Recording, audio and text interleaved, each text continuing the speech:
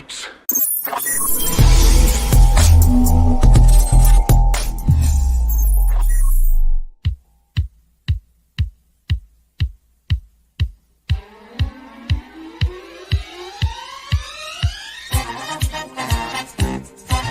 time for a little Funky Friday. From their funky hidden headquarters, your hosts, Keith and Gary. Not Jerry. I love that opening. It's okay.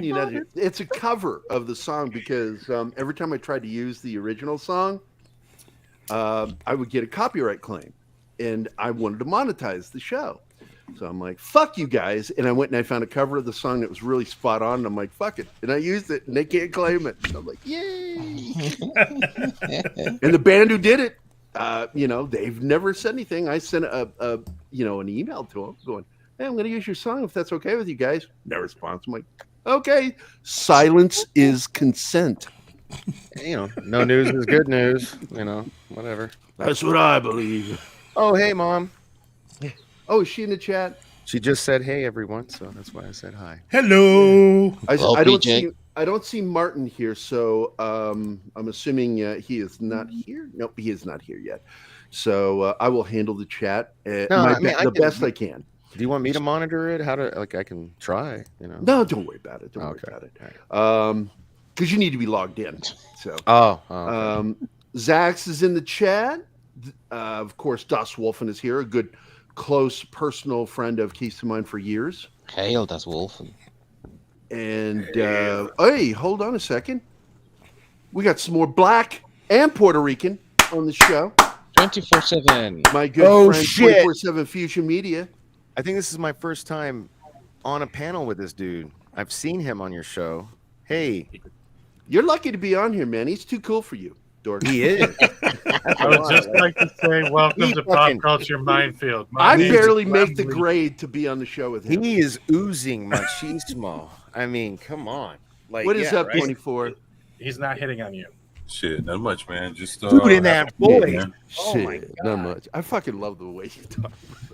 Oh shit, we gotta blow some shit up. Do you do voice is voiceover? deep, You should do voiceover work. I can put you in touch with somebody if you don't, because you should. We're live, everybody, and we're talking about I'll voices. tell you what, I'll take you up on that, man. Oh yeah, dude, that voice is I'm butter. serious. Jesus.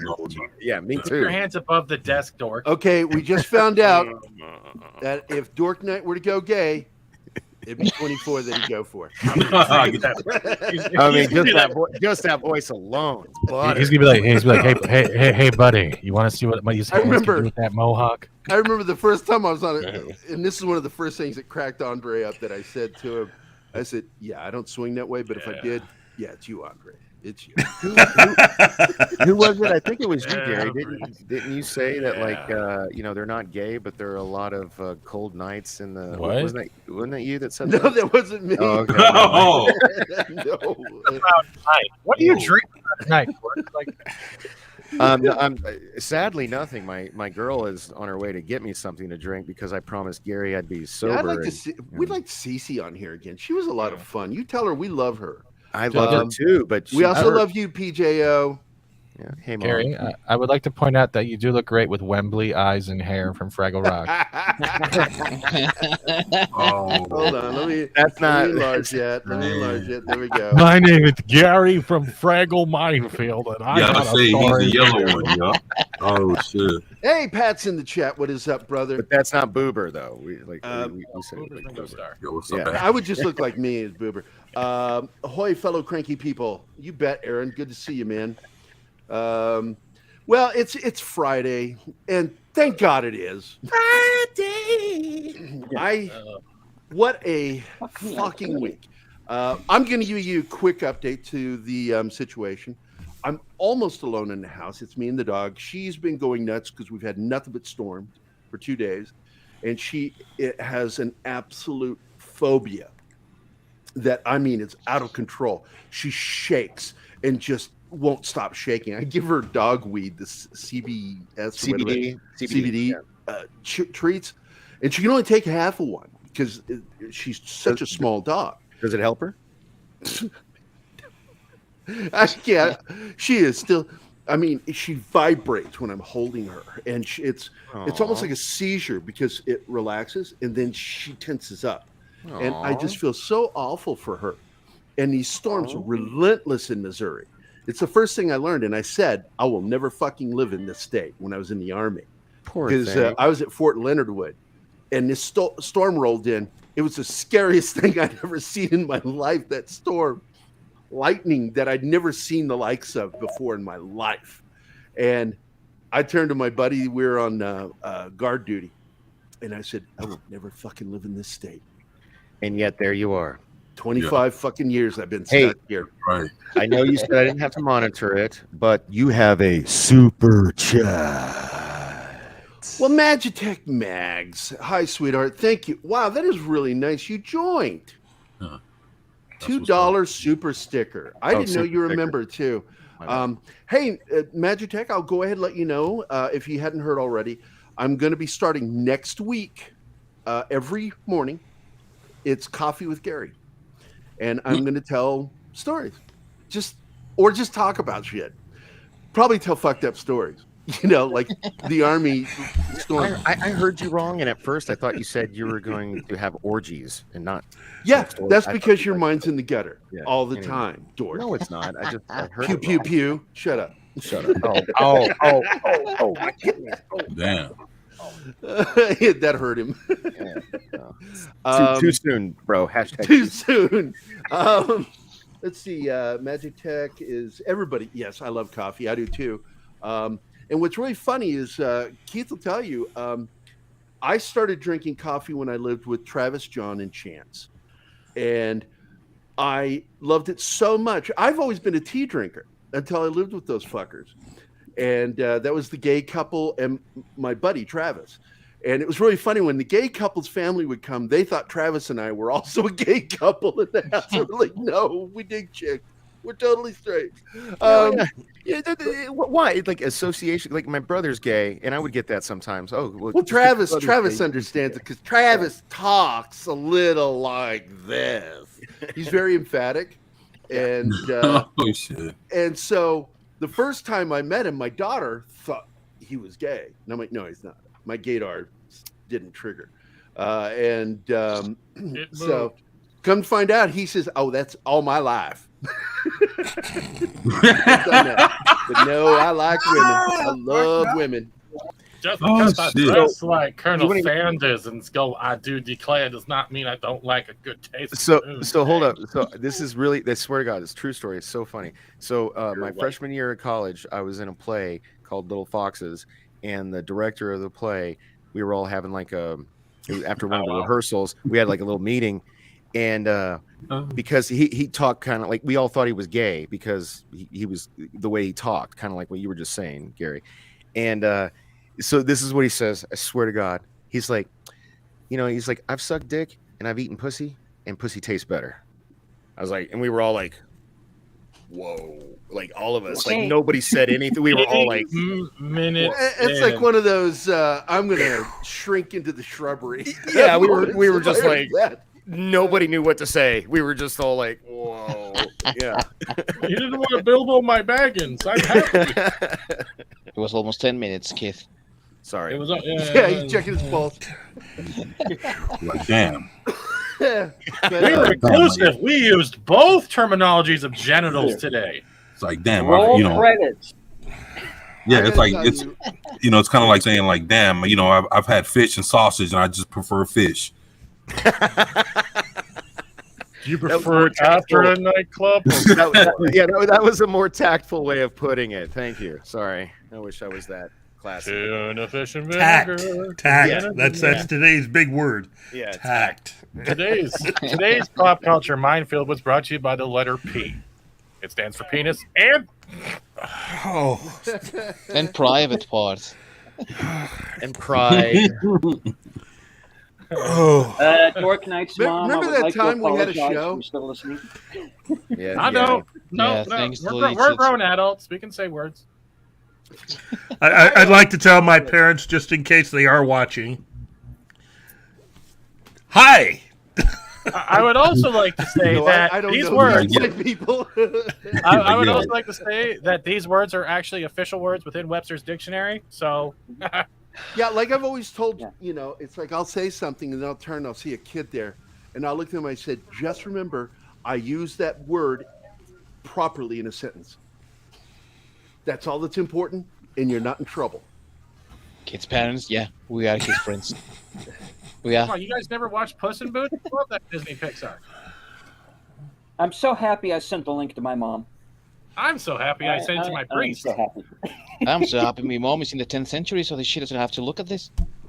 I just forced the Walmart greeter to rewatch the replay. He's checking that vest for privilege right now. He's like, I need the privilege to get the hell out of here. Hey guys, she can only make a quick guest spot, but here she is. Can you slap Hello, him for us? Yo, what's up? What's up? We want you back. We want you back. Yeah, You need to get your own desk and microphone and headset and join us. Tomorrow? I don't know, but tomorrow. Yeah, do it tomorrow because I'll be on my Saturday. That'll be what 10 o'clock for you guys. Yeah. Or 11. Are you done choking me? You're an hour different. No. Mountain time. No, we're 2 hours. No, that's a super chat. Keep choking him. Gary can clip Keep that. hitting him. Keep choking for a super chat. Keep going. There you go. Hold on. Today on Pop Culture Minefield, domestic abuse when it's acceptable. I love you guys. It's a snuff Love you video. too. Tune in later tonight when Dork Knight takes a poop on someone's bed. How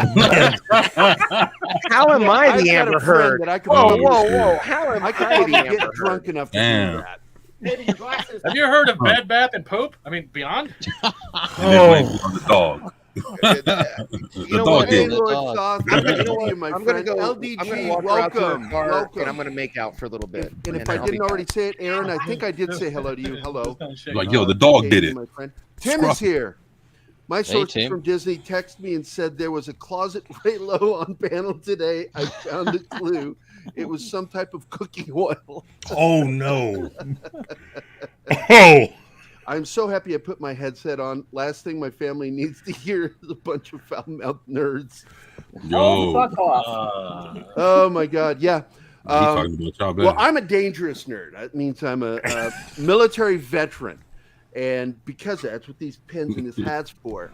This is my military medical badge. This is my I was 29th Infantry Division, and this is just my I fucking love Americans served with my OD colors. Before the military, I was not a very foul-mouthed person. I was just like this typical Catholic kid, It's like every once in a while I'd say, "Oh fuck that" or something like that. No, Man, in the military they teach you all the different uses of the word "fuck," and it's like, holy crap, this is the most effective word ever created in the English language. Kidding me. It is the best spice to add to anything because you can say, "I'm angry," and people go, "Okay." You go, "I'm fucking angry," and people go, "Ooh." They stop and listen. I'm fucking turned on right now. I bet you are.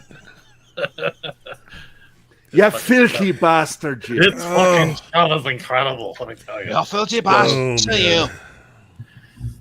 Aaron, Don't make eye contact, you'll ruin it.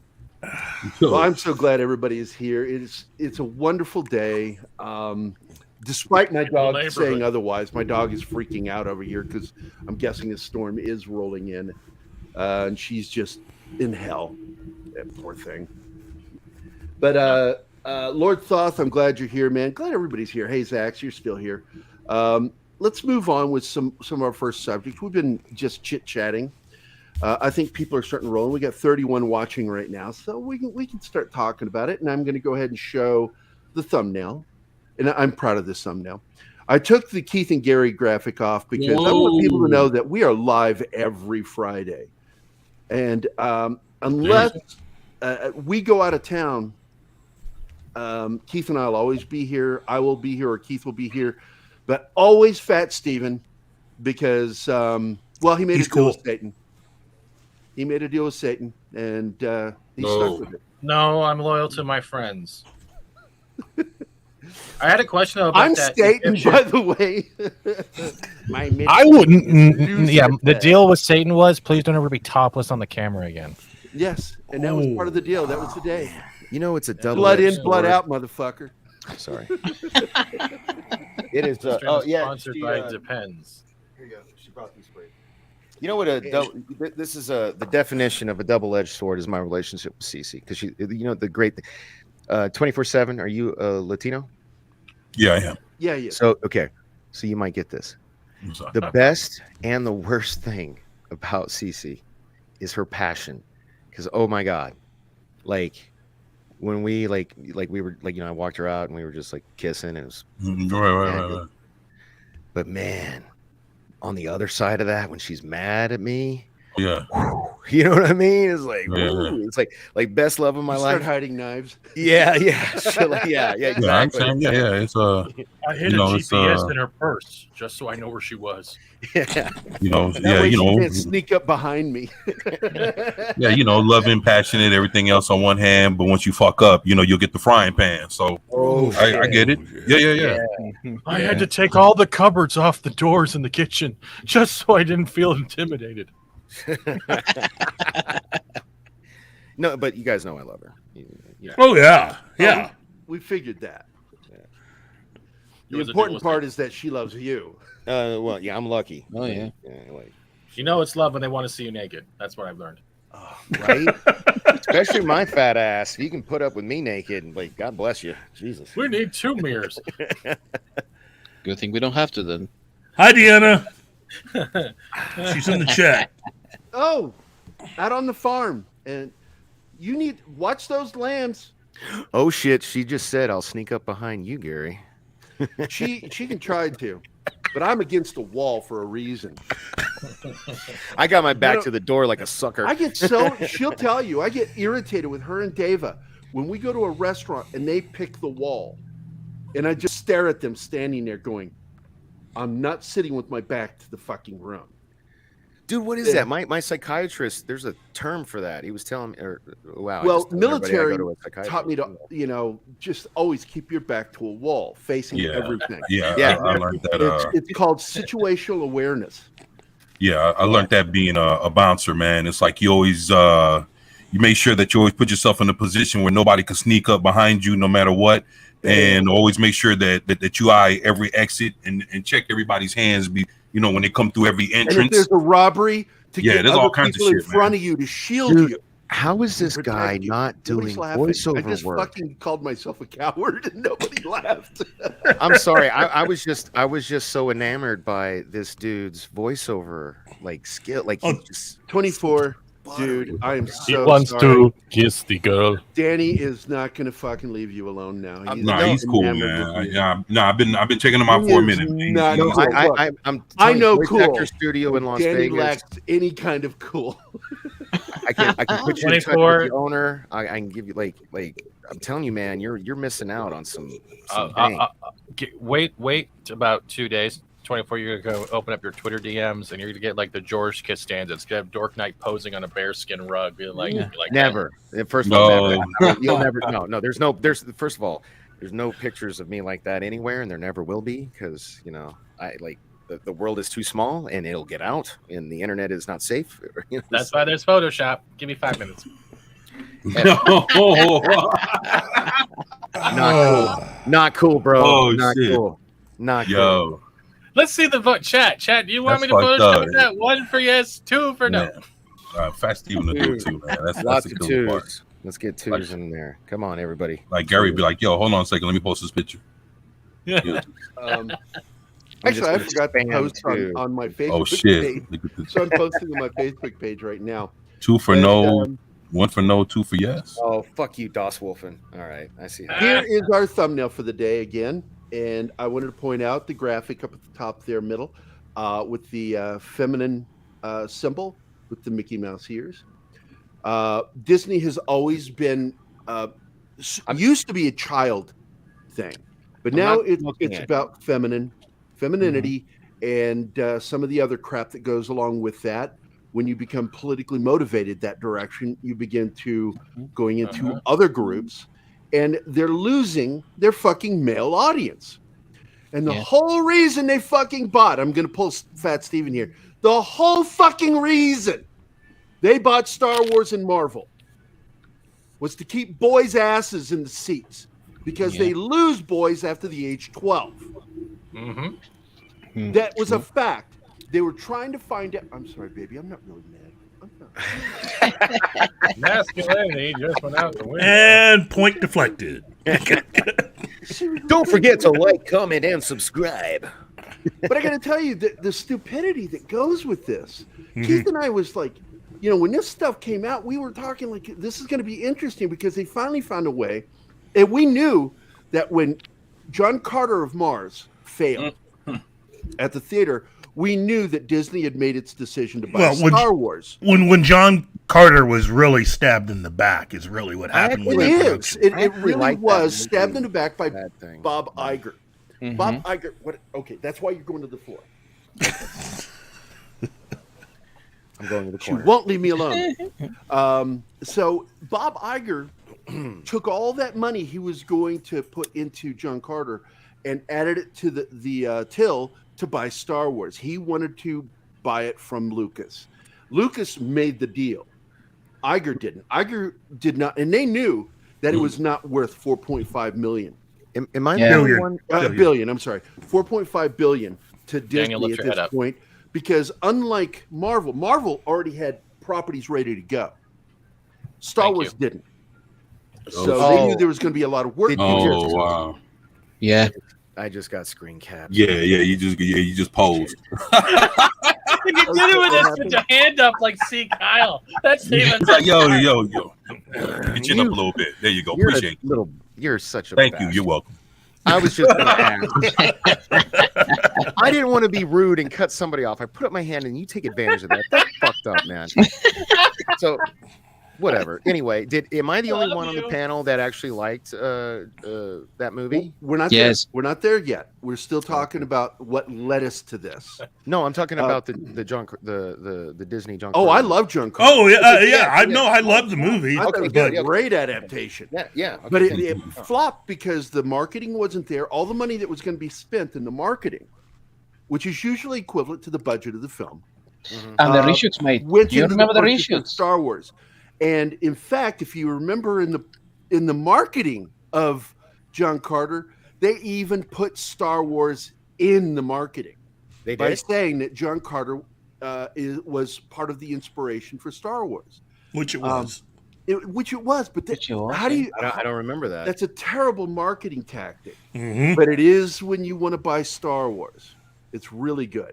And so Bob Iger fucked John Carter, and Carter would have had a bigger opening if it had been marketed properly. It wasn't. It was part of the process of, and Deanna loves that movie too. She said it in the chat. Oh, hey, Mark D. Disney F the yeah, absolutely, and it was intentional. This wasn't an accident. This wasn't like happenstance. Everything happened for a reason. It was a really because good. they were moving towards buying Star Wars and the Marvel thing. Explain that to me. Why do you think they intentionally buried it? Because I thought it was a really good movie. It was I'll money. tell you. It was Money. Star Wars has bigger brand recognition. John Carter, when the movie came out, the source material, A Princess of Mars, the original short story that launched everything, was getting ready to celebrate its centennial. Okay?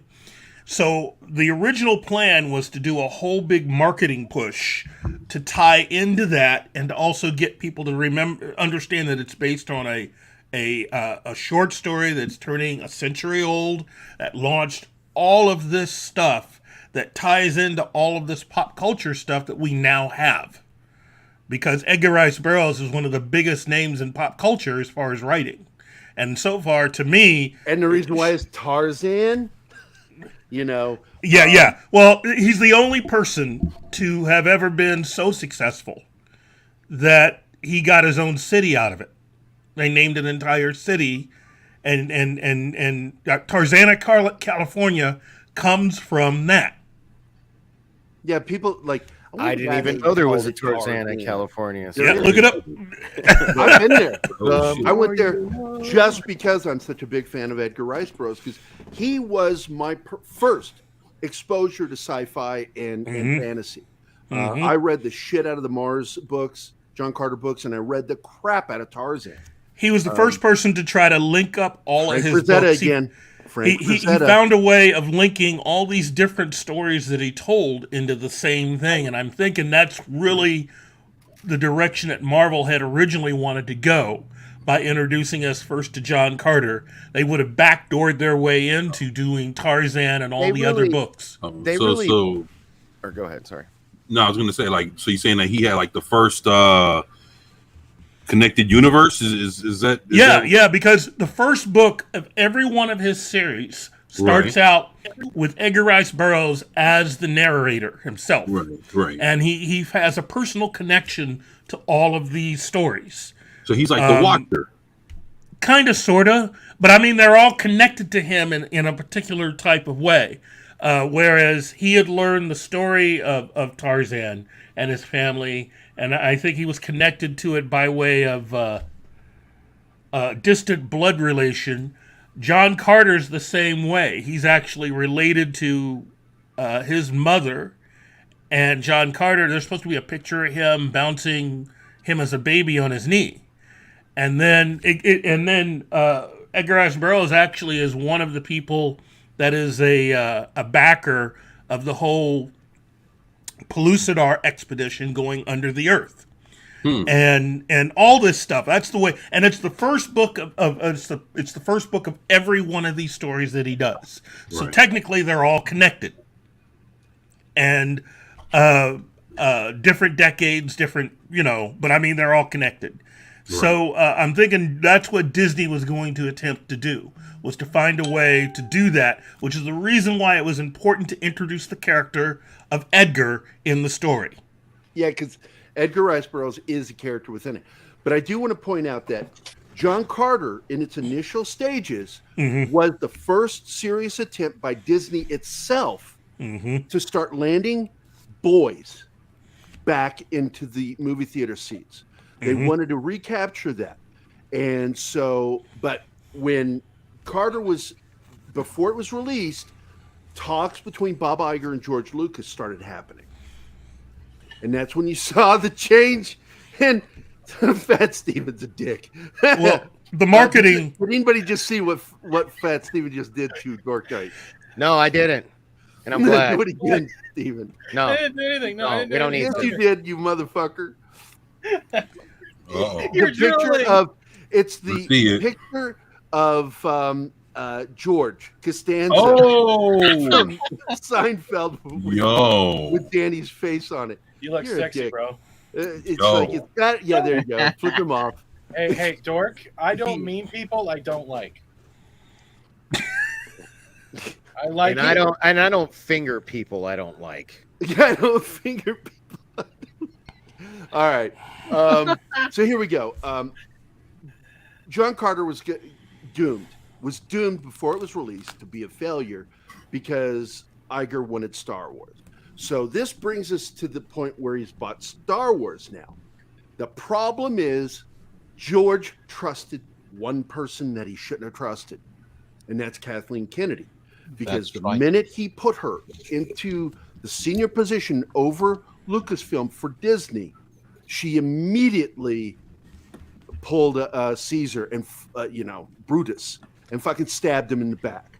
Which is a shame because they could have made so many of those movies. And what's really sucks about this is Bob Iger, for every wrong reason, listened to her.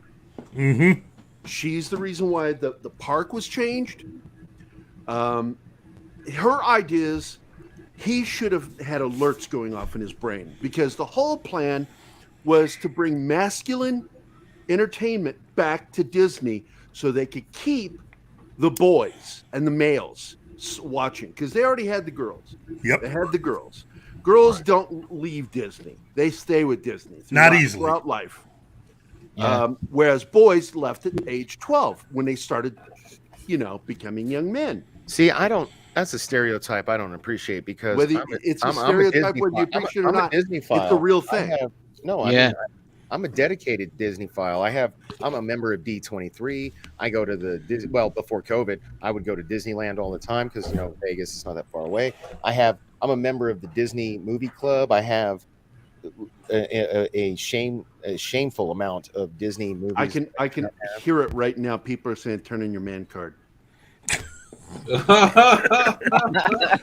you know what? I get that. I'm not going to.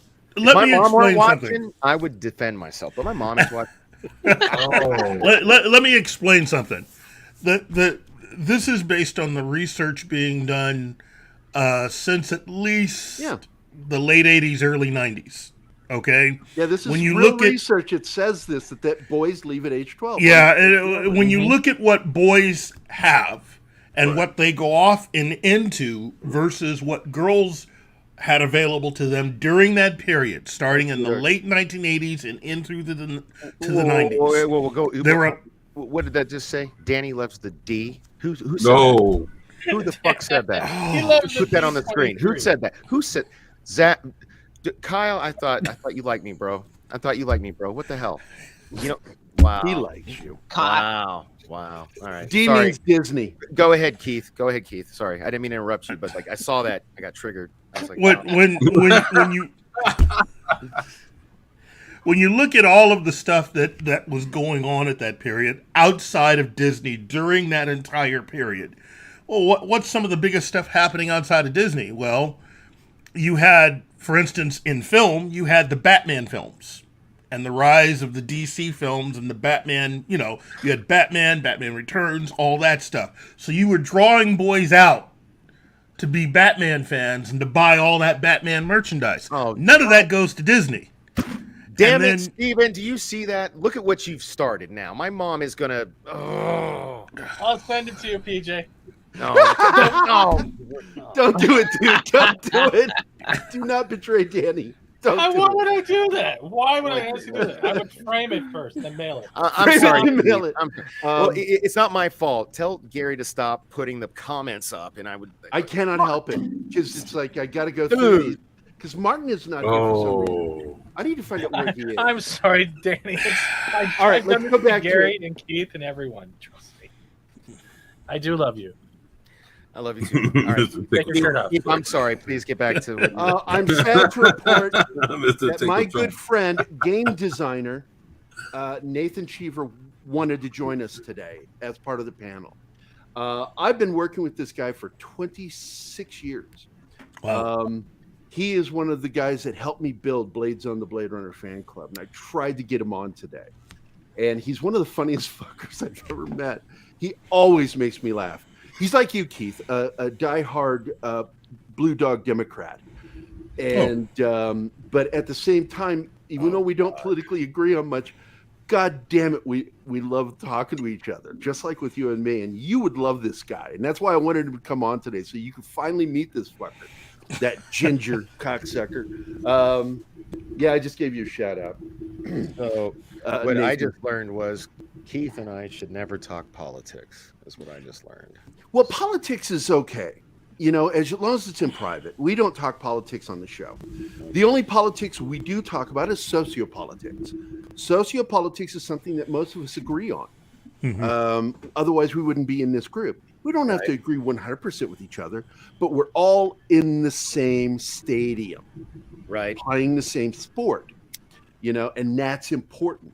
And I know we don't all agree on some of this stuff completely, because now we can get into the first stages of discussing its film, because Disney has completely done a 180 on their deal for buying these profitable IPs or companies, Marvel and Lucasfilm, and they're instead generating entertainment that is geared towards people that belong to certain groups and that belong to a specific gender. See, I know where you're going with this, but respectfully, I'm going to back everything up.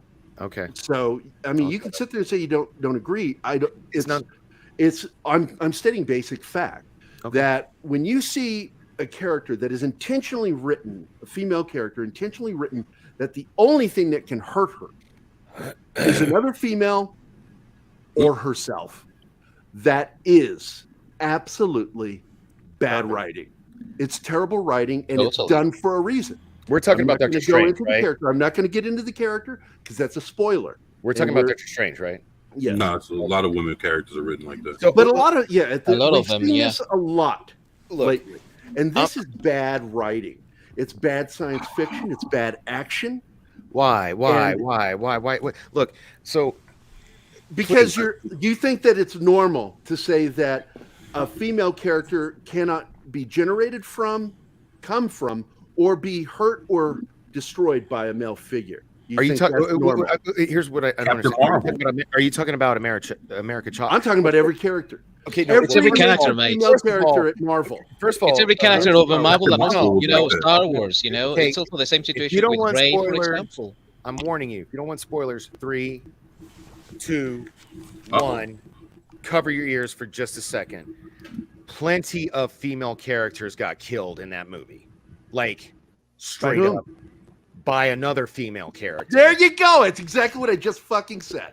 It's what he said. The female That's what character I also just killed said. men too. It's what what he does said. that matter? Very rare. It's when it's done that way. It's sort of like when you look at the poster. For Tell the new Keith he Star can come Trek. back. I'm done. I'm not. Actually, I didn't even spoil anything. Are watching the new Star Trek, okay, and enough. you see the poster for the new Star Trek: Strange New Worlds. You have like 5 females. They walk onto the bridge of the first pilot episode, and every single major position is manned by a woman. And you go, we were that's talking about weird. That's just weird. We were talking about this earlier. I think it's weird. It is bad That form of feminism because I didn't know feminism is equality. Real feminism is about equality. Right. And they're showing something that is showing inequality. I'd like to I point have out a something. fucking beat, Is it especially weird? with my daughter. Is it You know, weird it's like that I want my I didn't daughter being notice? taught that you can't just walk up to a guy, hit the shit out of him. See, I don't care. Equality. Yeah. Maybe I'd like to point something out. If Yeah, I man. can. Very sexy. I think that what you are saying, like, is about what we have been discussing in the past. That we always see the women of the shows and the movies that Disney's turning out recently shielded by the plot. We have seen this with Black Widow. We have seen this even with Rey in Star Wars. But we are seeing this now with all these. You're just in denial, characters. buddy. That's all. Coming in. I'm talking to Danny. Danny's in denial. No, America Chavez. If you, whoa! If you read my review, review, you know I actually said she was a good character. yeah, okay, yeah, no, Viking. I like the way she I'm was not going to written. spoil anything. Viking, Keith, I'm not going to spoil anything, buddy. You can come back. Viking, have you seen the movie? No. Okay, then okay. I like the character of America Chavez. That's all I'm going to say. Okay. Yeah, I understood that myself. what In I'm- my review, I said that she was. She was my favorite part. She was made me not cry. written- Like it was great. Sorry. But what I'm saying, is going. Hold with on, what guys. Gary Hold said. on. Sorry. I was making a point and I got interrupted twice. Oh, sorry. Mate. Sorry. American Chavez is actually the only female character that was written well in that film. And I believe that her character, and this is where I'm going to say one thing about the film. 80% of that film I enjoyed. 20% of it fucking pissed me off or annoyed me. But everything that felt like it was done by Sam Raimi is what worked in that film. Yep. Everything that felt like Disney, Marvel, Kevin Feige, meddling with it is what didn't work within that film. Yep. And American Chavez was clearly written the way she was early, because that's the way she played all the way from the beginning and end. And I'm sorry, Danny, but you keep fucking trying to interrupt me. You got to stop, buddy. Stop. Got to stop. So every single female character in that film didn't break any molds when it was in the Sam Raimi aspects of the film. It wasn't until Disney started manhandling things, and they were manhandling it. These are feminist men, and you can never trust a feminist male because they're not. You can't be a man and be a feminist. You can support feminism, Joss Whedon. But you cannot be a feminist. You have to have a vagina to be a feminist. You also have to have a vagina to be female. You have to. That's the law of biology. It's like, I will call every trans person a female to their face because it's out of respect for them personally. But they're not going to convince me of biology change suddenly. It just doesn't work that way. And women, and I want to encapsulate this again, what she said. Oh, it's still up there. As a woman, I don't like how they are writing current women characters. No, that's because they're written by male feminists. And male feminists will not stand up and allow a woman to be equal to a man and a man to be equal to a woman. They won't do it. They have to show the woman is stronger, and it's dumb. Yeah. It's insulting to women, and it's insulting to men who interact with women every day. Some of my best bosses were fucking women, and I absolutely adored them as bosses, not as women, but as bosses. That's what I'm saying, man. Like, why do we have to label like black, white, man, woman? We're not doing that. Disney and Marvel is doing all the labeling for us. And instead of just delivering a story with characters, multi-ethnic, multi-special, multi-sex, I don't care. Instead, they play a virtue signaling game where they play these characters and then parade them on the screen rather than just letting them be the characters. Sam Raimi, the aspects of that film worked that he was in control of. When Disney started doing reshoots and making changes, they were doing this to virtue signal, and it really did hurt the film. Still, 80% of the film I enjoyed. 20% of it I fucking didn't like. There was a lot of really cool. Or go ahead, sorry. Okay, wasn't it also proven that Sam Raimi, when he was in there, he didn't even know the ending of the film when he came in? Yeah, that's about right. Because that's the way Marvel makes movies now. Kevin Feige and his team bring in these directors who are mainly in charge of just working with the actors. Many films already have work started before they even bring in the directors many times. So this is part of the reason why not every filmmaker, not every director wants to work on a Marvel film, because you do not have full control. Right.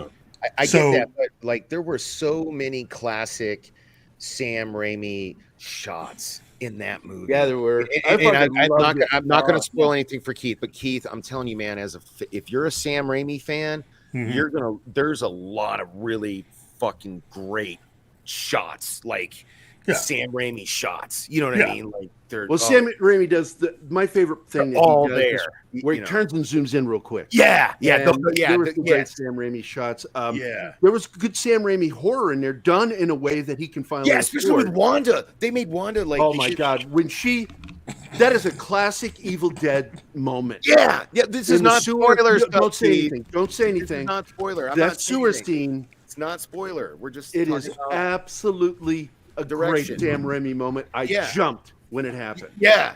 No, I know exactly the moment you're talking about, dude. I do, because it was like. I'm looking forward to it because I am such a big Sam Raimi fan, and so is my oldest. He and I are big Sam Raimi fans. That's the only reason why you became friends with me is because I know Bruce Campbell and work with Josh. You not see my shrine over here? I have a fucking shrine over here. Come on. That's what makes you cool, though. He is not cool. Stop calling Danny cool. He's too close to his mom to be cool. Don't hate on me because I'm not going to hate on you, dude. I love you. Love you too. We have a new person I've never seen in here before. Is Aiden Lawrence. Nice to meet you, Aiden. I knew Aiden Bader. And he was one of those people that had the skill of making chainmail armor. And I met him through the Society for Creative Anachronism. Creative SCA. Creative. And when I played Richard the Lionheart back in the 90s, his armor, you've seen that photo of me in that body armor. That was all his making. And I can't find that fucker. I'm like, I hope to God he is not dead. I can't find them anywhere. But let me get to some of the chat here. You are absolutely right, Tickle Trunk. Absolutely right with this statement. What is this? Our Instagram. Thanks, Pat. Jace is here. What is up, Jace? And Magitech, they aren't good representation of strong women. I completely agree with you. I raised my daughter I don't know, man. American not to Chop take has shit off of anybody, really but to not buy into any of the feminist crap that goes beyond equality. Always focus on equality. You know, if it's not equal, then it's bullshit. And thank you, Magitech. Love having you in the chat. Would love to have you on the show. You're fucking awesome. Can I jump in quickly with Gary with that? Equality. That's the whole thing that we're looking at right here. We're getting a movie here, or any type of Marvel film lately, or over Phase 4, where you're not even showing equality. Men and women, especially heroes and villains, can go toe to toe because their powers make them hero. There was some equality with the way they did American Chavez. I like the way that character was handled. Yeah, I just think something related to what just Fat Steven said, and I think that also what someone mentioned that that one there. I don't reckon this one is going to destroy the MCU. What I reckon is that the MCU Phase 4 is a complete clusterfuck of a mess. You know, it's got a lot of changes, idiotic changes sometimes, and it's got no plan and no way of going. Well, that's just it. The original plan was to get boys' butts back in the seat, and they're failing miserably at doing it. Yeah, they're making money. I'm telling you, they are making money. But when you start looking at the individual ticket sales, you're seeing a drastic drop in ticket purchase. Not the amount made at box office, but the actual number of people buying tickets is dropping. Yeah. And, you know, the thing here is that, in my opinion, it all comes down to the fact that the direction that they were going with through all the other phases of the MCU, you know, it was at least a bit clear. They wanted to get boys back, as you said, and they wanted to tell the story. That was the whole reason, yes, just to add to what you're saying, that was the sole reason of buying MCU and Star Wars. And they just lost track of that by going with diversity and inclusion and let's get more women, and women can be heroes too, and all that shite. They can, but not at the cost of the fucking company. But not, and if you pay attention to Phase 4, for example, you know, you've got every single major hero changed for a woman, you know. And the worst thing is that if you pay attention to WandaVision, this is the continuation of WandaVision. So this could very well be WandaVision 2.0 or second season or whatever you want to call it, you know? I thought you said you hadn't seen it. You have... Wait a minute, mate. I'm just trying to finish my point here. Okay. And, you know, you got then No Way Home, which is also like delving a little bit deeper into the multiverse, because it was supposed to be, this movie was going to be like sort of a culmination of the multiverse. And you don't get that by just jumping up and up different universes or something like that, you know. So then there is no real direction, there's no real purpose for this thing. I don't see how this is going to be any good for the company, for Marvel Studios, for phases 4, 5, or whatever other phases they come along. I don't see how this is going to help, you know. Yeah, because look, we've had equality for a long time in cinema, and you know, in fact, I would go all the way back to the 50s in television, because one of the first shows to really, and I'm a big fan of this show, was Perry Mason. And Perry Mason made a major character on the show, Della Street, and not just a love interest. She was a major character. And along that, they also showed female judges. Nobody else was doing that. And but the fact is, you know, equality really got its kick with really, what was that movie of Barbara Streisand? What's Up, Pussycat? Was that it? Or no. It was one of those. What's New Pussycat? Was that it? It was a movie she did with Siegel, George Siegel, and that was really one of the big first movements of a major star, a major studio making a film that showed equality, where the female character had an opinion and a point, and not just there for the male character to play off of. Wouldn't that also, well, I was gonna say, wouldn't that also be Breakfast at Tiffany's? But that's slightly different, So It's different, and I do see that because her character is really a great character. Holly Golightly is one Holly of is The Owl really and the one of the Pussycat, best what's the name? female characters. Alan the Pussycat. That's the one. that's it. 1970. She was a major character in that. Streisand was. And Streisand, I do believe, helped bring early feminism into cinema. She was one of the big landmark actresses, because I prefer calling men and women both actors. It should not be a gender name. And I believe that she was one of the big leaders in it. Now, she's a complete nut job in real life, but I don't hold that against her, for the work that she did and the music she put out. It's once again separating the artist from the art. There's a use to it. And I like those kinds of films. I grew up with sisters who were feminists, and they raised me. My mom and dad didn't raise me. It was my sisters. And so I got a really good understanding and education in how to be direct and always respect. And as I grew into an adult, I always stood with women. And I knew that my part of being in the medical field, especially when I was a nurse, I knew that I was playing a part in helping women get better pay.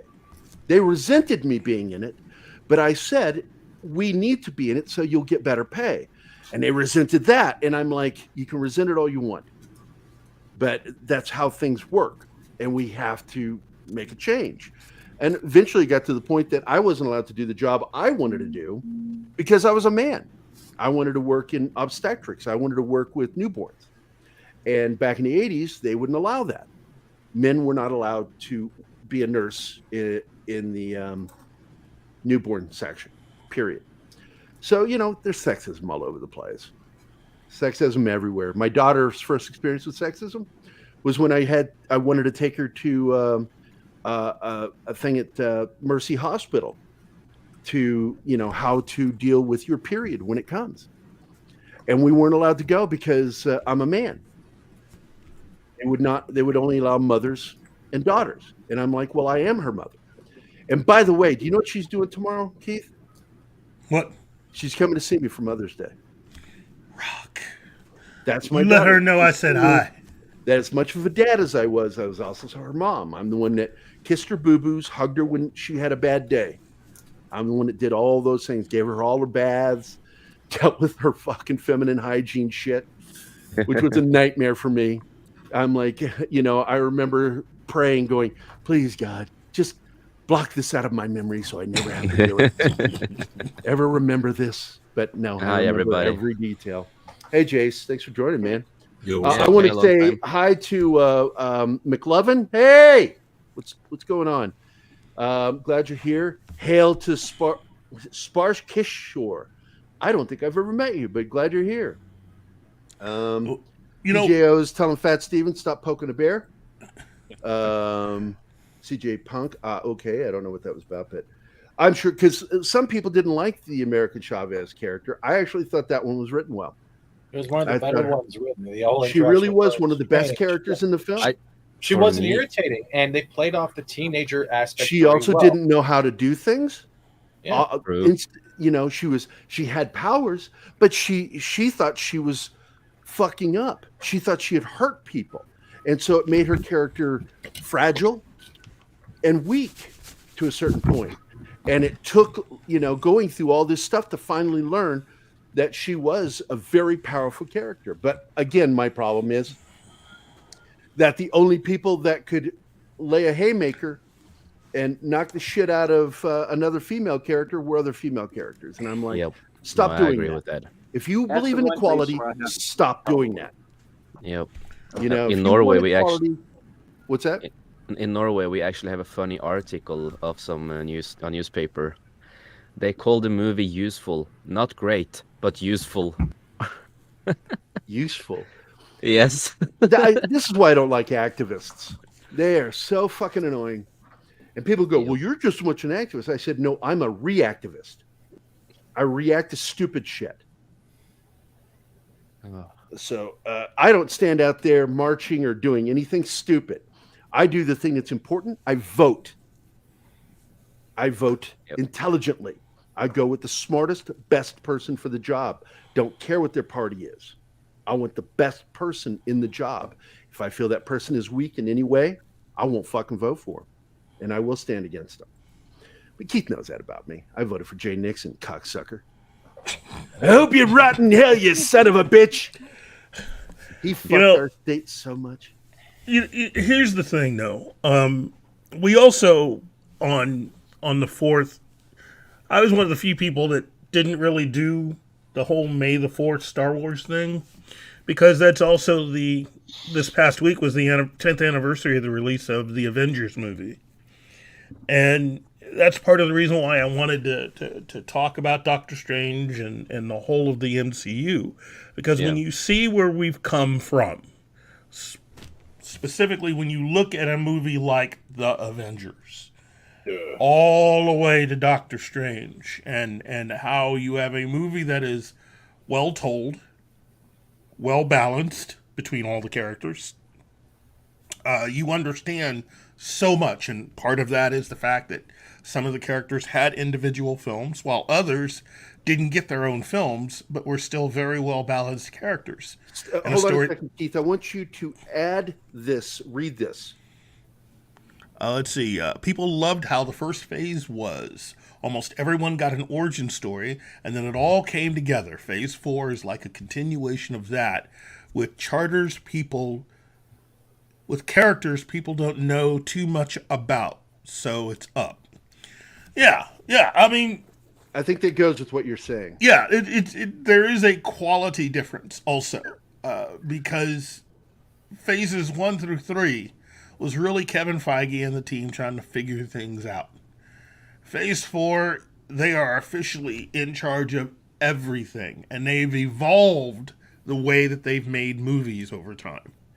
Whereas in the beginning, it was really about being in collaboration with the filmmakers and trying to build something, especially for these Marvel characters, because unlike the DC characters, the Marvel characters, while they've been around a long time, there weren't that many opportunities, at least in live action film, to tell their stories.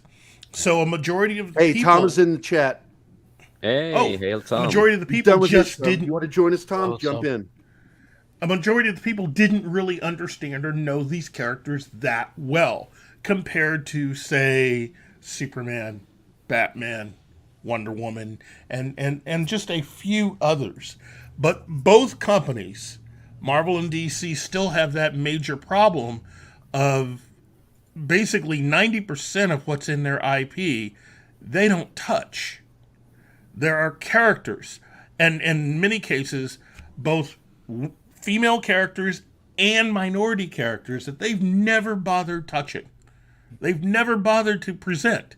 And in many cases, I think, as far as representation goes, they would actually do a lot better if they would access those characters, okay? Rather than trying to, in the case of Marvel, you've created characters within the last 10 years, and now you're focusing on these new characters and trying to post them and put them in everything you can. America Chavez has not been around that long. I don't hate her. She's just kind of new. I think she's kind of a silly character because of the way they designed her. Yeah. You know, it's like, let's get away from the superhero look and make her look like that street kid. But that's what she is. She's a kid, you know. Yeah, but the thing is we've had a lot of kids in this kind of entertainment. That's her street look. Give her a good superhero look. Well, you know, and I think eventually they will. So you know, like for the last 10 years, I've been involved with comic book charities, and I've I've been in the comic book industry for like 2 decades, and you know, and I follow it all closely, and that's why I actually like this movie so much, because I think they did that character of America Chavez justice. They did her so well. And in the she's still a kid in the comics, and I think she'll get that. I think soon, I hope anyway, she'll get what you're talking about. She'll get that polished superhero look when she But I liked her in the movie. becomes so we'll an leave adult. it at that. Yeah, We'll leave okay. it at that. Okay. Keith, I'm sorry I interrupted you. Keep going. Yeah. Sorry. Again, my point is, though, I would really like to see the Daughters of the Dragon. I know that is a broken record, but they are a kick-ass team. Oh, there I guess said ass. So there you go. But it is rare to see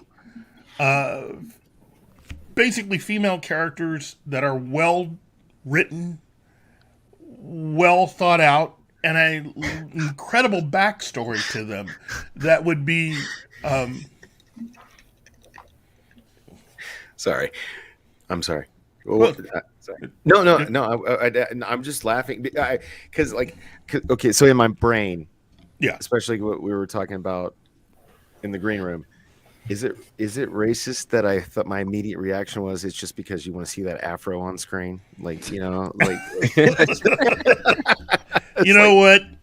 I like the thing about a lot of the Marvel characters, especially the female characters, they are kind of hot. Okay, they are kind of hot. Yeah, but like you're talking about the Daughters of the Dragon, that like she's got like that. Tickle Trunk has a good question for you, Keith.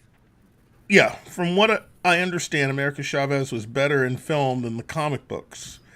Yeah. Well, you haven't seen it yet. I haven't seen it, so I can't really, All I do know is that it's part of this whole trend of a lot of the stuff that they were doing in the comics over the last few years. A lot of those characters are being rushed into live action to give the people that created them some additional revenue and other things that come with being creators of newer characters. And meanwhile, you've got a whole bunch of characters, many of whom have never really been done in live action. And you have people complaining, well, we don't see enough female representation. We don't see enough of this type of character or that type of character. It's all in there. But unless you're reading the comics, and if you're one of those people that's done nothing but watch the movies, you are completely missing out on a lot of different characters out there. And that's the thing is I don't get that point of view because I'm so entrenched in the comics, but I want to go back to something you said. So we've seen Colleen on the going back to Daughters of the Dragon. We've seen Colleen on the screen yes. with the Netflix stuff. Yes, but we have I don't think we've seen Misty, and I feel Misty's like been on. She was also in that. And the thing is I look at what we got going. We're bringing all of these Netflix characters across, although we have no word. What was Misty? Hold up, what was Misty in? What did I forget? She was in Iron Fist. She was also in Defenders, and she was also in Luke Cage. She appeared on Luke Cage. Yes. Yep. What actress played her? Fuck, I can't believe I missed that. I don't remember her name. No, I'd have to look that up. Yeah. It's been a while, but she's been in there. Okay. In fact, the Defenders Netflix special was the one where she got her arm cut off. Oh! Okay, I know who you're talking about. Okay. Okay. All right. Now, I want to address Tickle Trunk's comment here. You Didn't are not get her far hair off, right just to in let the you know. show. Currently, Marvel Comics isn't about making good comics. It's about a vehicle for activism to reach the screen. Amen. That's exactly what it is. That's exactly where And it already has, because Feige shit. picks many of the shittiest comics to adapt. But this falls under a rule that Keith and I have said before. If you're going to remake something, pick something bad to remake. And what he's doing is he's taking the shittiest comics, and I think he's trying his best to make them better in his head. And I don't think, and it didn't work with Phase 4. Phase 4 was an absolute failure. The only thing that really solid that came out of it was Spider-Man No Way Home. Yeah. And people said, well, what was the difference for you? I saw a question earlier by somebody that said, where does it stand in the MCU as far as against other films? And I'm like, well, first, I want to say that it was in direct competition with Spider-Man No Way Home. Spider-Man No Way Home got a 10 out of 10 from me. This one got a 6.5 out of 10 on its overall score. And what hurt it... Damn, I gave it an 8, but okay. I still say 80% of the film is likable. So you're going, well, that doesn't match up. I said, that's because when I do my reviews, I have to lay the other part over it. and Yeah. it pushes that 80 down to 65% when I do my review. And because overall, the damage that was done, you have to look at the damage done, and that hurts that 80 and pushes it down to 15 points to 65. So 6.5 specifically, is my overall score. So specifically, without spoiling anything for Keith and others who haven't seen it, what brought the 8, like the 80 down to 65, like just in a broad sense, or is that possible? You said broad. No. Well, I just, without spoilers, in a non-spoiler. The only way I can say it is without spoiling it is when you tinker with something that's not fucking broken, you break it. And they broke some stuff within the film that Sam Raimi had shot by tinkering with things with the Disney Feige ideology, and it really did hurt some of the scenes. That even though I liked parts of the scene, in the end, the scene was ruined, Brian, ruined by the weird fucking not feminism. It's not feminism, but they think it's feminism. That's some mental gymnastics I can't get around. So later, you and I can talk privately when there's. Don't forget, I've got an extremely high IQ, and I'm able to manipulate shit in my head in a way that other people are like, "What the fuck?" And once I break it all down for them, I get it. Yeah. But you can have a single scene that works in parts, but then there are parts within that one scene that are fucked up, and you can see where they changed it. And but where they left stuff alone, man, it really fucking worked. And I mean, that chase scene, I'm not going to say that chase scene. I was gripping my fucking Keith, seat. we're not doing spoilers. You can put no your spoilers. on. I'm just telling you. I was Yeah. gripping my seat. Yeah. I was so fucking stressed out by that scene. Sam Dude, Raimi, I know. I know. Exactly. Sam Raimi I may be know. a cocksucker in real life. I know personal stories about him that do not make him look like a good person. No, dude, I was on that God podcast damn it, with I you. I love his remember. films. Yeah, but dude, like as a filmmaker, like Oh yeah, that's there right. You were there when Josh was on. yeah. There were so many scenes. I was like, classic Sam Raimi. Like shit, I love. It was just like, oh, I'm glad. As I was afraid, like when I heard he was going to direct this movie, I was afraid it was like, oh, he's just going to like drink the Marvel Kool-Aid and do Okay, like we gotta address this one. Okay. I'm just gonna simply say this. It's the multiverse of madness. Characters you saw die aren't necessarily all dead, just Dude. versions of them. Yeah, no, because they killed like everybody in this fucking movie, like everybody. I mean, we've already seen one character die before in another film. Yeah. So I'm not going to say who it is. Yeah, I'm just going to say, Oh, come on. that's true. So look, Fletcher, you got to recognize the multiverse Yeah. is the giveaway that just because they died doesn't mean they're dead. So I got a question for you, Gary. So, and it's not. I'm going to be very vague. It's not a spoiler. Did you expect the big baddie of the movie to be the big baddie of the movie? Because I did not. I did not think the big baddie was going to be the big baddie that ended up being the big baddie. Did It you? was so predictable for me, at least. But Well, I know. That's why I didn't think it would be that. Well, there was a hope that there was something more going on. Yeah. But this is a problem within the MCU is you could just we have some really weak villains. we do. They're villains. And this is a Disney thing.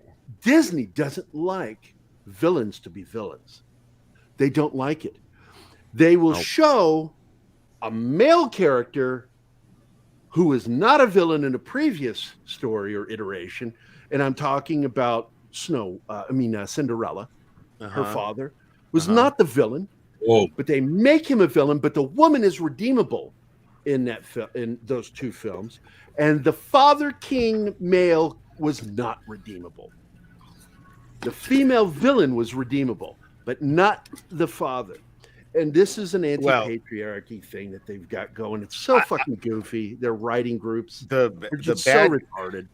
I'm just gonna say, like, there was a point because I saw it with a bunch of like the charity that I'm in. Like, there was a group of us, and my girl went to see it together, and like those nerds dressed up. I mean, I didn't dress up, because like whatever, I'm just kidding.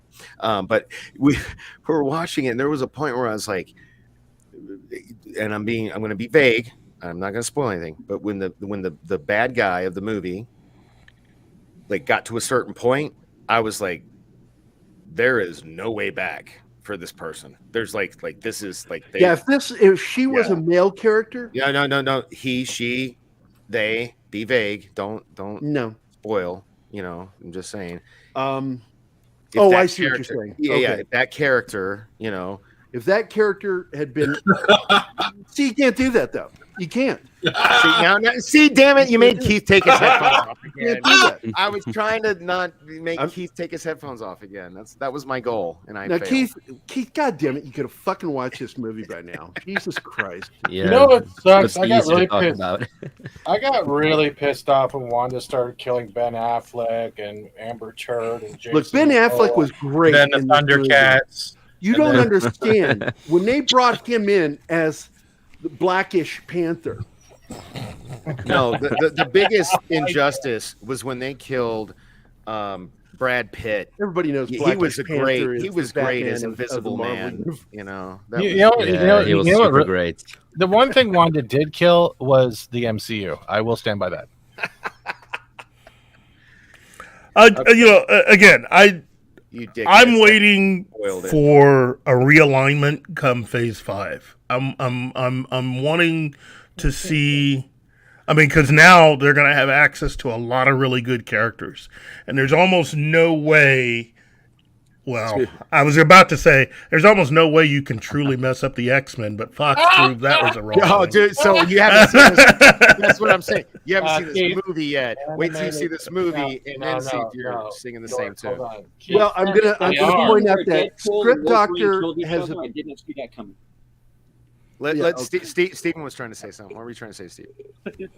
I just want to say that scene where Deadpool and Wolverine killed each other, I did not see that coming, man. Me neither. Script Doctor had a pretty bold statement yesterday on Midnight's Edge because they were doing an absolute spoiler episode. And you said the second half would be spoilers, so and it's one of the few times I don't agree with Script at all. And it's I can't go into it right now. We will go into it on another episode, a spoiler episode, where we're actually going to spoil the shit out of it. I'm going to wait till Keith watches the fucking movie. Oh, I thought you said the second half. You told me on my post that the second half was going to be spoilers. Keith's here for the whole show. I didn't know he hadn't watched it. You know what? I can always leave and check it out after I've seen the movie. You're a co-host on the show. Deuces. So, can I jump in on what Keith was saying before about that? Please, yes, Steve. Please. All right, I'm trying to jump in with what Keith was saying about how you can't script the X-Men. That's already going to happen in 2023 when we get the continuation of the animated series by how the coverage of what the team's running it, as well as they're trying to incorporate this day and age's events, and we'll be able to tell by the first 2 episodes. And I hate to break that sadness on you, but as much as we hear it's going to turn into we already heard that. Hey, take your headset off because this is like you might think this is a spoiler. All right, Steve, we already heard that. We already heard that. You did. That was a cameo. Yeah, I already got it. That was discussed yesterday on Midnight's Edge too. And I want to say that was a really good show yesterday on Midnight's Edge. You can put it back on. I want to say no. Don't put it back on, Keith. Oh, okay. I want to say that Script Doctor, and I was hoping he'd be on here today so he and I could talk about this because he has a beef with a specific actor, and he doesn't think this person can act. And cover your ears, Keith. Cover your ear. No. No. The opposite. Yeah. Cover your ears. There Poor you go. guy. Put your hands over your ears. There is an actor that's in the film that plays a specific character. It's Reed Richards. Oh my God! Tell you what happens. But look, Script does not like him as an actor. He was good on I don't want to get into a long diatribe about this. This is me just saying something that it's a personal thing that he's got with him as an Well, that's actor. He on doesn't him. think he's a good actor. He thinks that he can only play one character, the character he played on The Office. Nah, that's on And him, man. Yeah. I don't agree at all. yeah, me I like either. him on I was- three different things. Yeah, I disagree. Yeah. Too. I like that Yeah. he was. You know, Dude, no, and- like it was. and he's I think- playing. He's not like he's a great actor. I mean- he's playing himself. That's It's just beat up. I think the fucked up thing is I think they did that as fan service, and we're not going to get him. You can agree with him, Six, all you want to. I'm not saying it. That's a personal opinion. I don't think you know that. Yeah. I But he don't was a think that fan killed it favorite for for me at all. people for a lo- What you know, killed for a long it for time. me was when they had him do a typical fucking Johnny Storm thing, who in the comic books was always either falling for the enemy's tricks or he would give away what they were doing. And that's what fucking Dude. happens in the movie. He says something telling what another person can do before that person does it. And I'm like, why would you do that? Yep. I saw No, that and no. I'm like, why are you doing that? No, Oh, what yes, pissed that was me It's an old off. school comic book trope. Yeah, I no. hated it. What pissed me Fucking off. hated it. Keith's not listening still, right?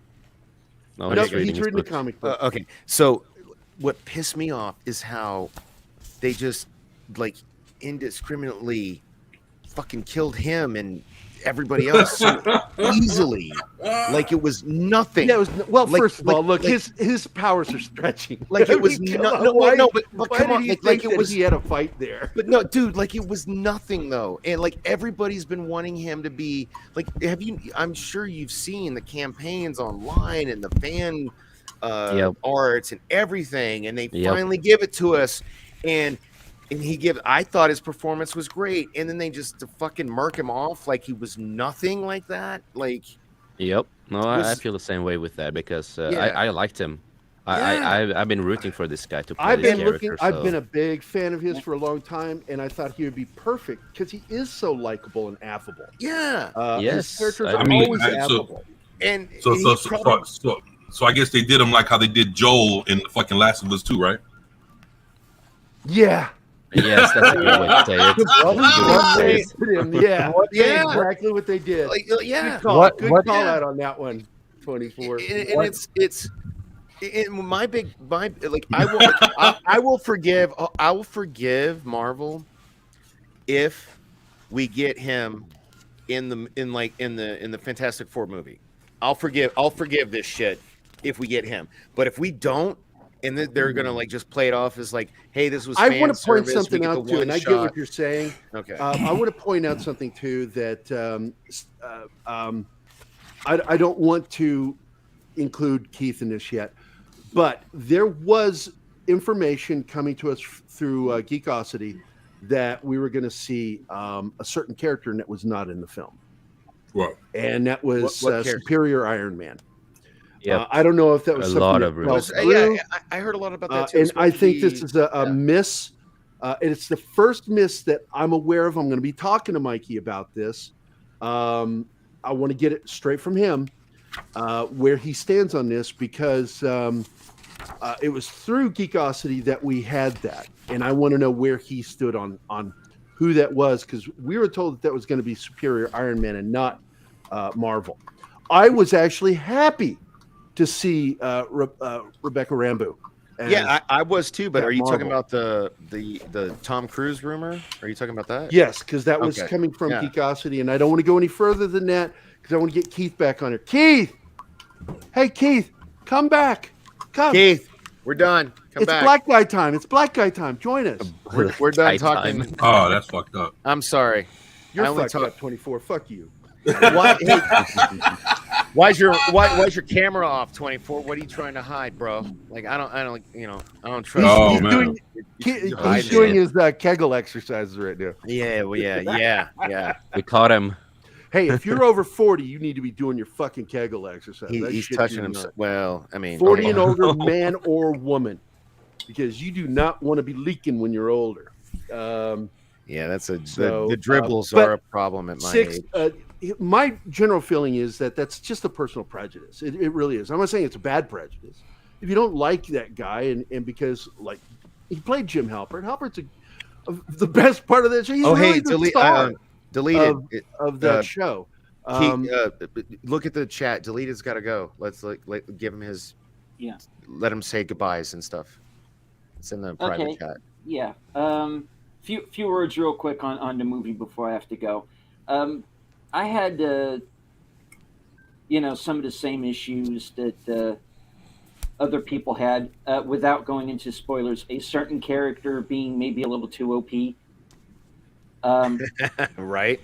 I did like America Chavez quite a lot. She surprised me. I did too. She was my favorite part of the movie. Yeah. I liked her relationship with Strange. It's very much a mentor-mentee relationship. I thought that was done very well. I don't know where they're going to take the character. I hope they don't blow it. The whole thing about the two moms, that's a non-issue. They're in the movie literally for seconds. What are we talking about now? Doctor Strange 2. He's talking about Doctor Strange 2. He's giving his final thoughts. Let's be careful again. We're trying to no steer away from spoilers. No spoilers. Yeah. I'm pretty much with you, Gary, on the fact that I liked the parts that were obviously directed by Raimi. But because you can feel we know Sam Raimi. Oh we yeah. grew up on Sam Raimi. Yeah. So when you see Sam Raimi stuff, Steven, you feel it. Yeah. Oh, for sure. Absolutely. And you could spot every part that didn't feel like it was Sam Raimi's work. Yeah, but the ones that did, oh my God, they hit so good. You know what I mean? They did. Yeah. And that I agree with. For Jerry, you get nothing, Six. Nothing. Okay. Static. No. There's one thing that I would like to bring up, though, and I said it in my review that I put out last night, that I did have one very notable problem with one of the actors, and script goes to John Krasinski. Krasinski wasn't my problem. My problem is Lashana Lynch. Okay, we're getting into spoilers here. We're getting into spoilers. All right. Who's what? Sorry. There's a certain actor in the movie, not the one that Script Doctor brought up. There's another one, in my opinion, who's the real, Do we follow each other on Twitter? I'm gonna have to DM you about this. I don't want to spoil. Yeah, let's talk in private about some of this stuff. Okay. But hey, man, let's get you going here. If you got to go, buddy, because I know you got to head to work. Okay. Yeah, tell everybody where they can follow you on the socials and all that good stuff. Okay, I'm Deleted Scenes pretty much across the board on all social media. I am going to be hosting Saturday Serial tomorrow morning on the Bud Boy Productions channel. I'm going to be back here hopefully tomorrow. There will be a show because your tomorrow, show's right? over by the time we do ours. Yeah, and so I'm going to be on the Saturday show. And I'm going to be on karaoke Saturday night with Rambling Canuck. And you need to invite me to that. Well, I don't do the invites. You'll have to talk to Mary. But I will then. All right. Okay. So just keep an eye on my Twitter, and I pretty much let everybody know where I'm going to be at. So. Yeah, I always get updates to you, buddy. Some people I don't get updates, but I always get your updates. And I don't understand that, how some people never show up in my, like Tom never shows up in my feed for his updates. I have to go look to see what he posted. So, but anyway, buddy, look forward to seeing you tomorrow, man. Okay. Yeah, man. I appreciate you. With that, fuck off. Get off our show. Get the fuck off our lawn. Yeah, kiss my ass. Good night. Kiss my ass. Let's see. We have fuck you, Six. Please forgive me, Gary with a J. I'm just gonna say that. Thank you for the $5. I need to give a video. Hold on, let me give her a video. Here we go. Yeah, I like this one a lot. How dare you! The impudence! The audacity! The unmitigated gall! So can I do a it's for a good cause, but a shameless shill real quick? Can I take care of this? Yeah. Oh, yeah. Again, Six. If you pay me $5 each time, I'll let you shit on my chest. Oh shit! All right, that was too much information, I reckon. You literally made my ginger. Come on, that joke was begging to be made. Aye. Thanks, Six. Oh my God. And I take it all in stride. I with always you. Call learn me something Jerry. new about you, Gary. I always learn something new about you. Yes. And I'm hoping you don't have to learn to take up this habit. All right. Inside joke. Let's see, because I don't know if you're talking about that publicly. So if you don't mind, tonight, in just a couple of hours, I just put the link in the thing there if you can share it. One of my best friends, I've known him for 25 years. We went to college together. His wife passed away unexpectedly, and we're going to. Thank you. And the memorial is tonight. This is the first, like my daughter and his youngest daughter, or my youngest daughter and his youngest daughter are friends. And this is the first time my daughter is ever going to have to go to a memorial or deal with death or anything like that. And I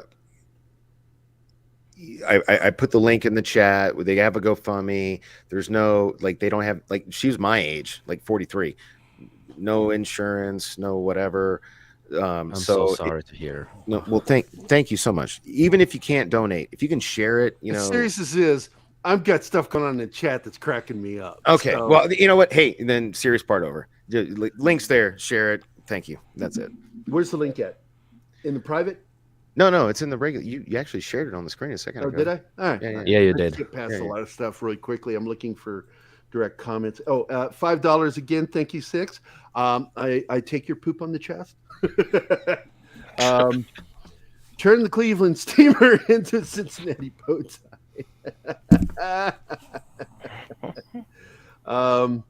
Let's see. Fletcher Williams. I know that name. I've seen you in here before. So, but welcome. Just to say, Mark D with a C, buddy. When I see you on Toxic Tuesday this next week, I'm going to give you a great big bag of go fuck yourself. He's just been looking for some way to shit on me. That's what it is. All right, so let's get into some other stuff before we end this show. We have some news from Mikey I just wanted Sutton. to say one little piece because of the movie. The only thing that I liked with the movie was the shots that you saw with Sam Raimi. That's the only things. But other than that, I fucking hate the movie so much. And I think it's one of the worst movies I've seen. What did you think of the Star Wars prequels? Yeah, well, I like them. I know. Yes, that's why I'm just making fun of you with it. Yeah. It has its problems. It has its problems, but I love them. So he liked the prequels, but he did not. Yeah, I don't like want to Doctor get Strange into it. 2. It's just right? being funny. Just drop it. Okay. All right. So Zack Snyder, and thanks for your opinion, Jace. You know I love you. I called it Doctor Strange 2: The Last Jedi. That's what I called the movie. Yeah, that's what I called the movie. So Zack you know what, Snyder's Jace, I'll Justice forgive League it. Storyboard artist teases Ben Affleck's Batman movie. So I think this is interesting. So this is by Edwin Francisco and Mikey Sutton. Zack Snyder's Justice League storyboard artist Jay Oliva teased concept illustrations for Ben Affleck's solo Batman movie. The art hints at what could have been and what will be.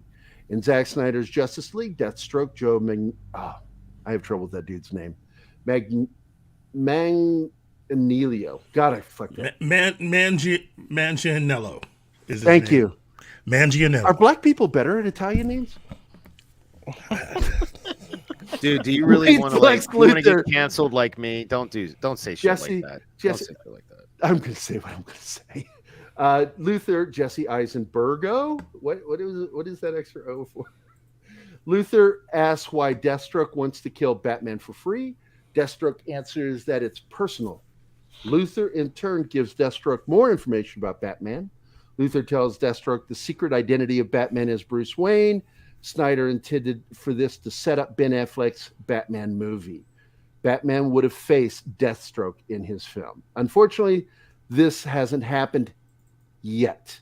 Sources indicate that the new Warner Brothers Discovery regime is planning on resurrecting the project with Ben Affleck. which I'm all for. I'm all for many it, man. problems I have with Zack Snyder. This is the Batman movie that I was looking forward to. Yeah. Oh, me same too. here, man. I was- with Joe Magnificent. The one that we should have had. Yeah.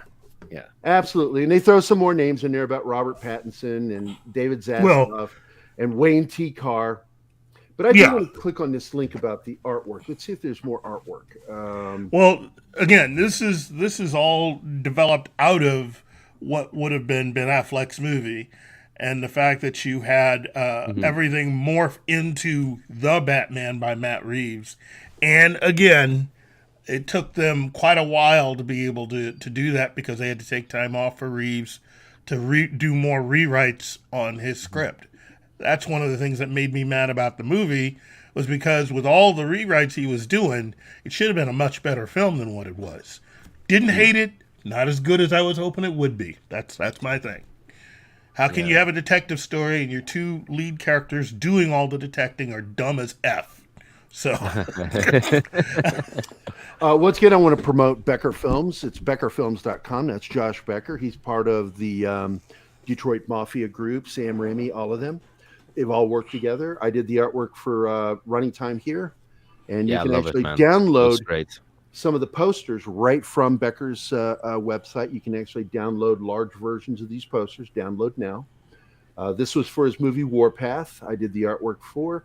And of course, he was on our show. And so it's promoted there on his website. But best of all, you can actually go to his website and ask the director questions. Go to Ask the Director. You click here, and it takes you to a page where you can submit information and a question. So highly recommended if you want to know more about what he's... And one of the questions that came into him today was asking, do you plan to go see Doctor Strange in the Multiverse of Madness, which I'm going to bet money that he and Bruce will both be going to see it, probably together. So there we go. Josh Becker's big time. Hey, would you be surprised if he just said fuck no? Like, no, I'm not watching that shit. Well, I'm not telling you he's gonna like it, because he will shit on a Sam Raimi movie like you wouldn't believe. But they're old friends, so I'm never surprised by that. I mean, hey, let me. I'm sorry. I was gonna ask you. Think about Sam Raimi. What would you say if you heard that the movie? Some parts were done by him, but let's say like the action scenes was done by another guy. I would be surprised by that. But that's par for the course of a lot of the stuff that especially if they're reshoots. It's possible. Yeah. No, I'm just saying, but just imagine something like that happening with Sam Raimi as your director. That they put the old Marvel formula where we'll have this guy or this girl direct so much, but when it comes to the action scenes and all this other shit. We got this other guy here that'll come in and take over in that department. I mean, what would you say if they did that to Sam Raimi? That's disrespectful. All of the Sam Raimi films up to this point, all his Spider-Man stuff, Darkman stuff, he did all of the filming he felt was necessary. To come into the MCU, which again should be the cream of the crop of comic book films. And to be reduced to just working with the actors and not doing anything outside of working with the main actors, which is the real reason why Patty Jenkins opted out of doing the original version of Thor 2. Right. She didn't like the fact that this whole formula thing was starting to be developed to where Kevin Feige and his people would have direct control over anything that she wasn't filming herself. Right. So they've been experimenting with this for a while, and it's all part of what I've been saying for years, which is kind of like this whole modular filmmaking thing that they're doing, where you take things in sections and you sort of insert it here, or you can take it out and replace it with something else. And that's what made Civil War possible, and was the real reason why Civil War was altered to the point Civil War was pumped up in order to beat Batman v Superman specifically, because they found out that there are a lot more characters in Batman v Superman than what was originally announced. And Kevin Feige is a very competitive guy. I mean, he likes everyone over at Warner Brothers, but he didn't want to lose to him. Right. So when he heard that they had additional characters in there, he decided to just easily call up a bunch of people, and didn't take him that long to be able to do everything he needed to do. And that's the other thing. The Marvel machine is so good at what they're doing. Right. They could take something and change it, and you wouldn't even really know. Unless you knew what they were doing, you wouldn't really be able to tell what has been changed or altered as part of this whole design. You know, again, they made a lot of people go to watch a Captain America film that should have been the end of a story arc, and completely got them off track and talking about and looking at something different, you know, with Civil War. So that's Kevin Feige right now. And again, I'm one of these people that I like Kevin Feige, but I personally believe it's time for him to move on. Oh, yeah. I don't want him to leave too soon because Victoria Alonso is still there. And if you think things are bad now, you have Kevin leave. She will make things a lot worse. Trust me on that. Shit. A lot worse. You can find video of her on stage. She does not mind going out in public and discussing exactly what she thinks. Remember, this is the same person who wanted to not have the X-Men be the X-Men because she figures that name is a little bit too outdated. Yeah. So, and her name's on every single Marvel film. So she's been there with Kevin Feige all this time. She knows what to do. She knows exactly what to do in order to change what to change in order to get what she wants. So if Kevin Feige announces tomorrow that he's out of there, you might as well just like forget all of the other Marvel movies that they've planned. Well, you know the thing about, man, Doctor Strange. You know that this movie here, man, it's gonna change a few things. But I think from what I've heard, it's probably caused more problems, man. I don't know. It's gonna be well, look, it's Phase 4, but we knew that I've known that Phase 4 was going to be a failure because you don't promote Phase 5 before you launch Phase 4 unless you know Phase 4 is a problem. Oh, yeah. So, it's marketing 101. You don't fucking do that. Well, you don't have a director, phase, and then you begin promoting the next phase midway. Yeah, not before. You don't have a director come into a job and in her mind thinking that the best version of the movie that she's making would be to have the villain succeed. But by the villain succeeding, you've now screwed up every movie that comes after you. And in this case, I'm talking about the director, again, of the Eternals. Her ultimate version of the movie would have had the Celestial be born. Well, those that have seen the movie realize what that means. You can't have a Spider-Man movie come out if the Eternals goes a different direction with the ending.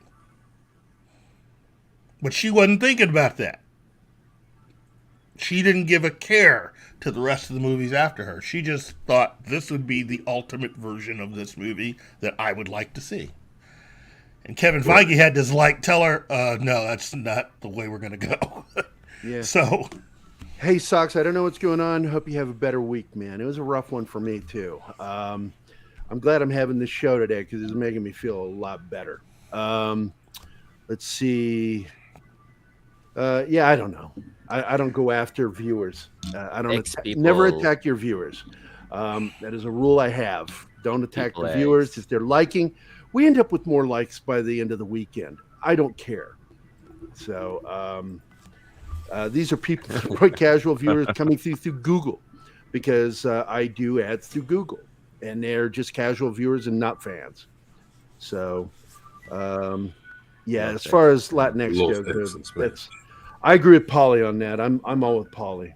Polly, I stand with Polly, man. Let's get anything here. We need to get on to the last thing because we're coming up on the end of the show here. Yeah. I wanted to get to Dave Chappelle. I really did. What happened to him? Oh my God! It's Yes, that fucking was crazy. Oh my Steven and I talked a little bit about that on our show on Wednesday. And I got to tell you, dude, and I've got a video. Let me go ahead and see if I can find it. I can share that video. Yeah, I did a short That on was that. crazy, man. That was crazy. Yeah, I think I still have it here. Let me see if I can find it. Yeah, I got like a 50-minute, like 59-second. No, short. mine's a short one. Mine's a short video. It gets right to the point. And there it is. Here we go. Behind me on the DJ table is one of the most prolific producers that hip-hop has ever presented, the mighty Mad Lib. Ladies and gentlemen, make some noise for hip-hop history. He hit him with that microphone hard. He did, man. He had a gun net between the knife. It was the dumbest thing I've ever heard. This guy's fucking whack. Out of his fucking mind. I am going to kill that.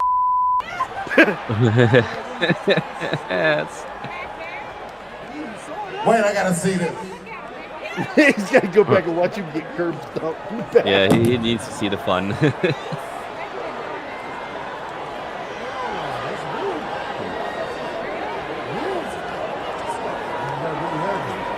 He whipping his ass. Stomp him. Hear it? Stomp him. Yep. Get him, Keith. Get him. He was saying, do it.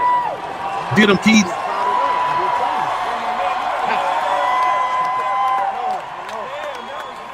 Thank God that was clumsy. That's how you fucking do it too, man. He's back there getting stomped. Well, you know, Chris Rock tried to do the same thing, and that's when Will Smith did that.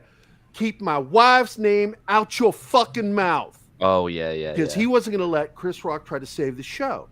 Fucking Will was in his fucking head. He was not fucking thinking at all. Oh, and he needs help. But too. Chappelle Jeez. and Chris Rock are guys that are pros that are like, okay, I got to think about the show and not myself.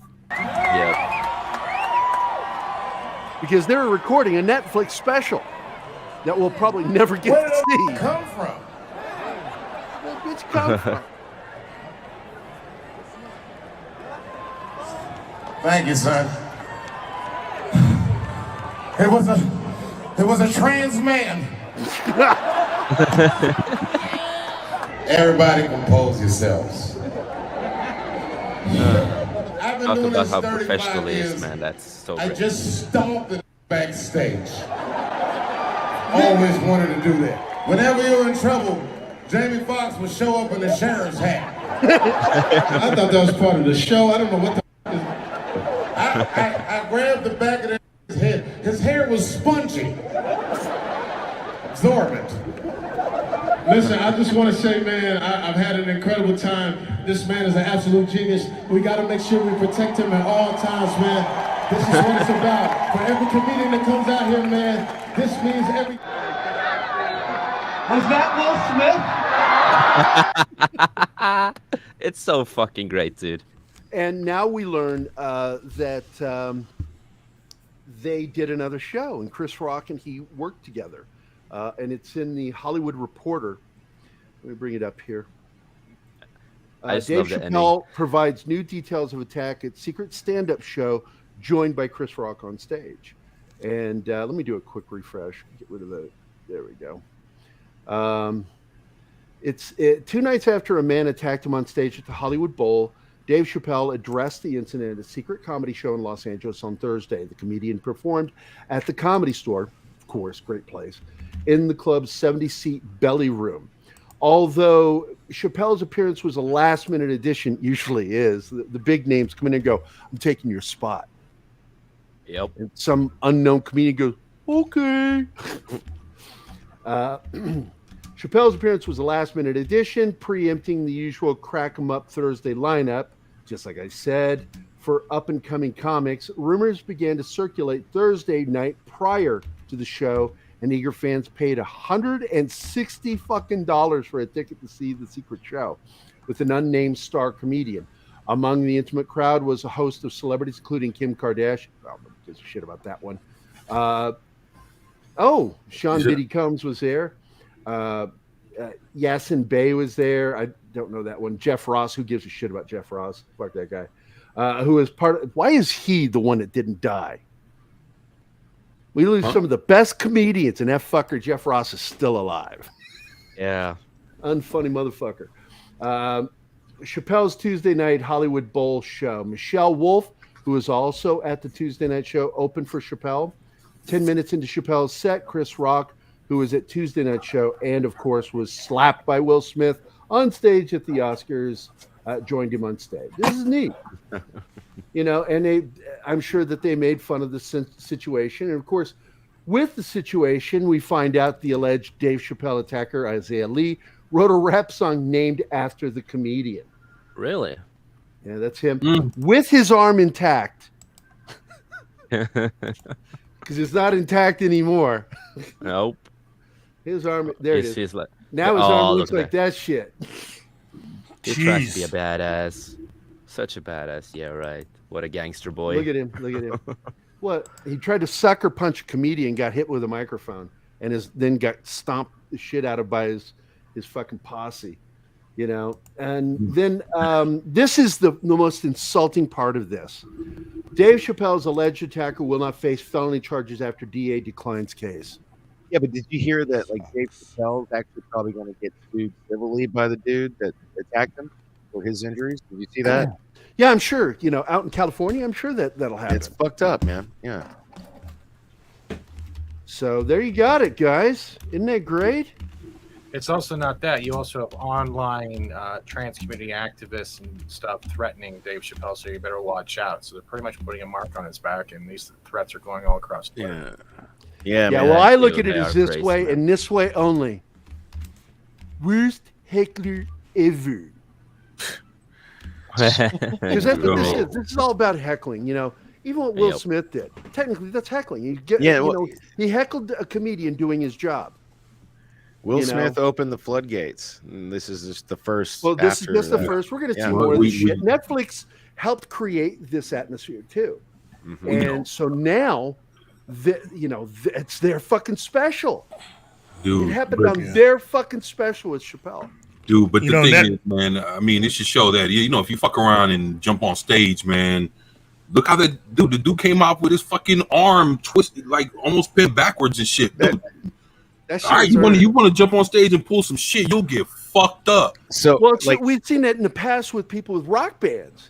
Not just that. So I'm a big wrestling fan. Like sometimes, I watch wrestling. Oh yeah, wrestling. So whenever, nice, dude. Whenever, you always get an idiot. Yeah, whenever some old school wrestlers, whenever some moron tries to jump into the ring and do something, they get their asses beat. They get they get take hurt. the shit too seriously, and they take themselves too seriously. You were going to say something, Keith? No. Okay, because it sounded like you were about to say something. All right. Let me get caught up with the crowd. Let's see. Geez, Marie. I love that everybody's talking. Let's see. What is this? David Zaslav is now in talks with Mike DeLuca, Pam Abdi in talks to join Warner Brothers. Look, he's got to replace Toby Emmerich. He knows it.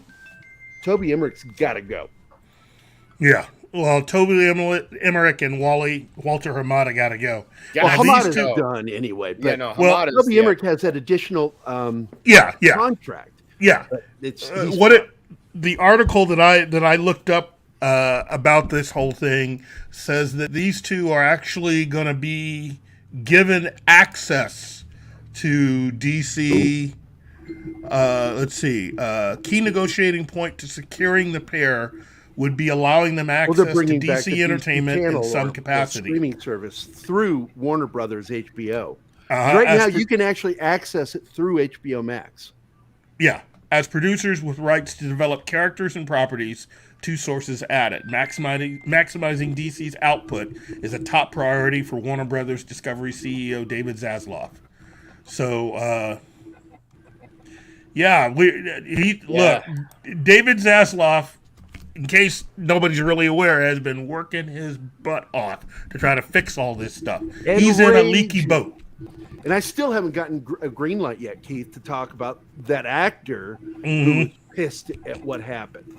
Yeah. And boy, I hope Mikey gives us a green light on that soon. Mhm. But yeah, because Zaslav has been raging. He was raging so badly that you saw almost the cessation of information coming out of the studio because everybody was terrified at him raging around the studio because he was so pissed off at what Miller did. Not just mad at Miller, but he was mad at Ann Sarnoff and fucking Toby Emmerich for keeping him. Now, I do believe that even though Mikey doesn't say this, I think there will be some blowback on Zach if he fucks up in any way, shape, or form. If his films don't make money, they're going to let his ass go because he also fought for Miller to stay. Yeah. Early on. And Miller is a problem actor. He's mentally challenged in some way. Unstable. He is. Well, Because it's not just drugs, because drugs only exacerbates the problem. Yep. There's a problem. Yeah. And look, he's not the only one. If you're Joss Whedon, I wouldn't look to be coming onto the Warner Brothers lot anytime in this lifetime. So the thing about Zaslav is he doesn't want anybody that's going to be extremely problematic for the studio, at least while he's in charge of it.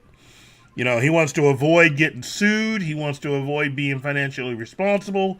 That means cutting ties with any and everybody who's going to cost you money. Because really, in case you didn't get the memo, that's really what Zaslav is doing. You know, and just look at a lot of the problems right now going on with Netflix. Netflix right now is in the middle of getting their backsides handed to them.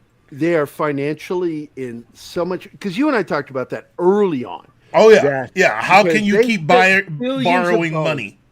Billions before they bought a studio because somebody told them, hey, man, if you want the award, you need to have a studio. You can't just be buying films to release them. You have to produce the films. Mm-hmm. And so they had to go buy a studio, which cost more money. Yep. So that put them really, and the only thing they had going for them is the single largest subscribership, which you and I talked about this. This is the only thing that has them still in the game. Yep. You guys understand, if it weren't for their subscribership, Netflix would be done. I don't even think they would have been allowed over to. A year ago, they would have been done. They spent billions of dollars, and they were not making money. When you and I first talked about it, if you remember, was the story had been reported that they were borrowing over an additional billion, and that was after they had already borrowed almost $2 billion the year before. So they were already already $3 billion in debt, not counting all the continued borrowing they've had since then. So, and a lot of that was because they had done that deal with buying the rights to Friends for an exorbitant amount of money. So a majority of that billion was paying for the rights to Friends and the rights to other things that ultimately ended up leaving Netflix. That's the other thing. The thing that they have going right now is almost everything on Netflix is now Netflix centric. It's all original Netflix fare. So they got nothing really to bring people in. So you got to be good at picking the right projects. But it seems to me that they're just throwing money. And from what I've been hearing behind the scenes, that's part of the reason why they're firing a bunch of people. Oh, let's hope some of that is Ted Biaselli. But I just, I'm telling you right now, unless your show is currently in production, I think there's a good reason that a lot of this woke stuff is over at Netflix. Well, look, every studio is starting to feel the repercussions of their decisions. And what we're seeing now, and what was just recently in an article over, I think, not Hollywood Reporter, but the other big one. Not Variety. Not Variety. Variety? It's not Variety, not Hollywood Reporter, but it's the other big one, not The Wrap.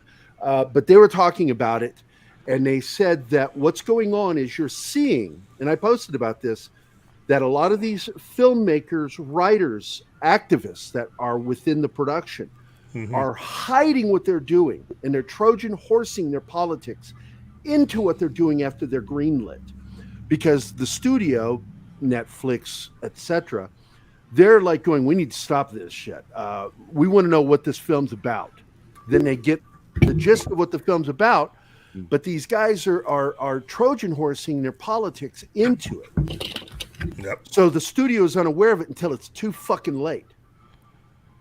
And so they're not policing their fucking projects, is what they're not doing. And when you hear shit like this, and it is happening, and when you see a major Hollywood magazine publish an article like this with an interview with one of these writers, activists, admitting to it, you know there's a fucking problem. Oh yeah. This is just the tip of the iceberg when you see an article like that. This is the reason why Zaslav's method of running a company is to cut out as many middlemen as possible. So that way, if something really goes wrong, you can get immediately to the person who is responsible for what has happened and work out how it happened, work out exactly how to make it not happen in the future, or fire him instantly. And that's the way Zaslav runs things. And I'm telling you right now, is really a sharp fucking dude. Yeah.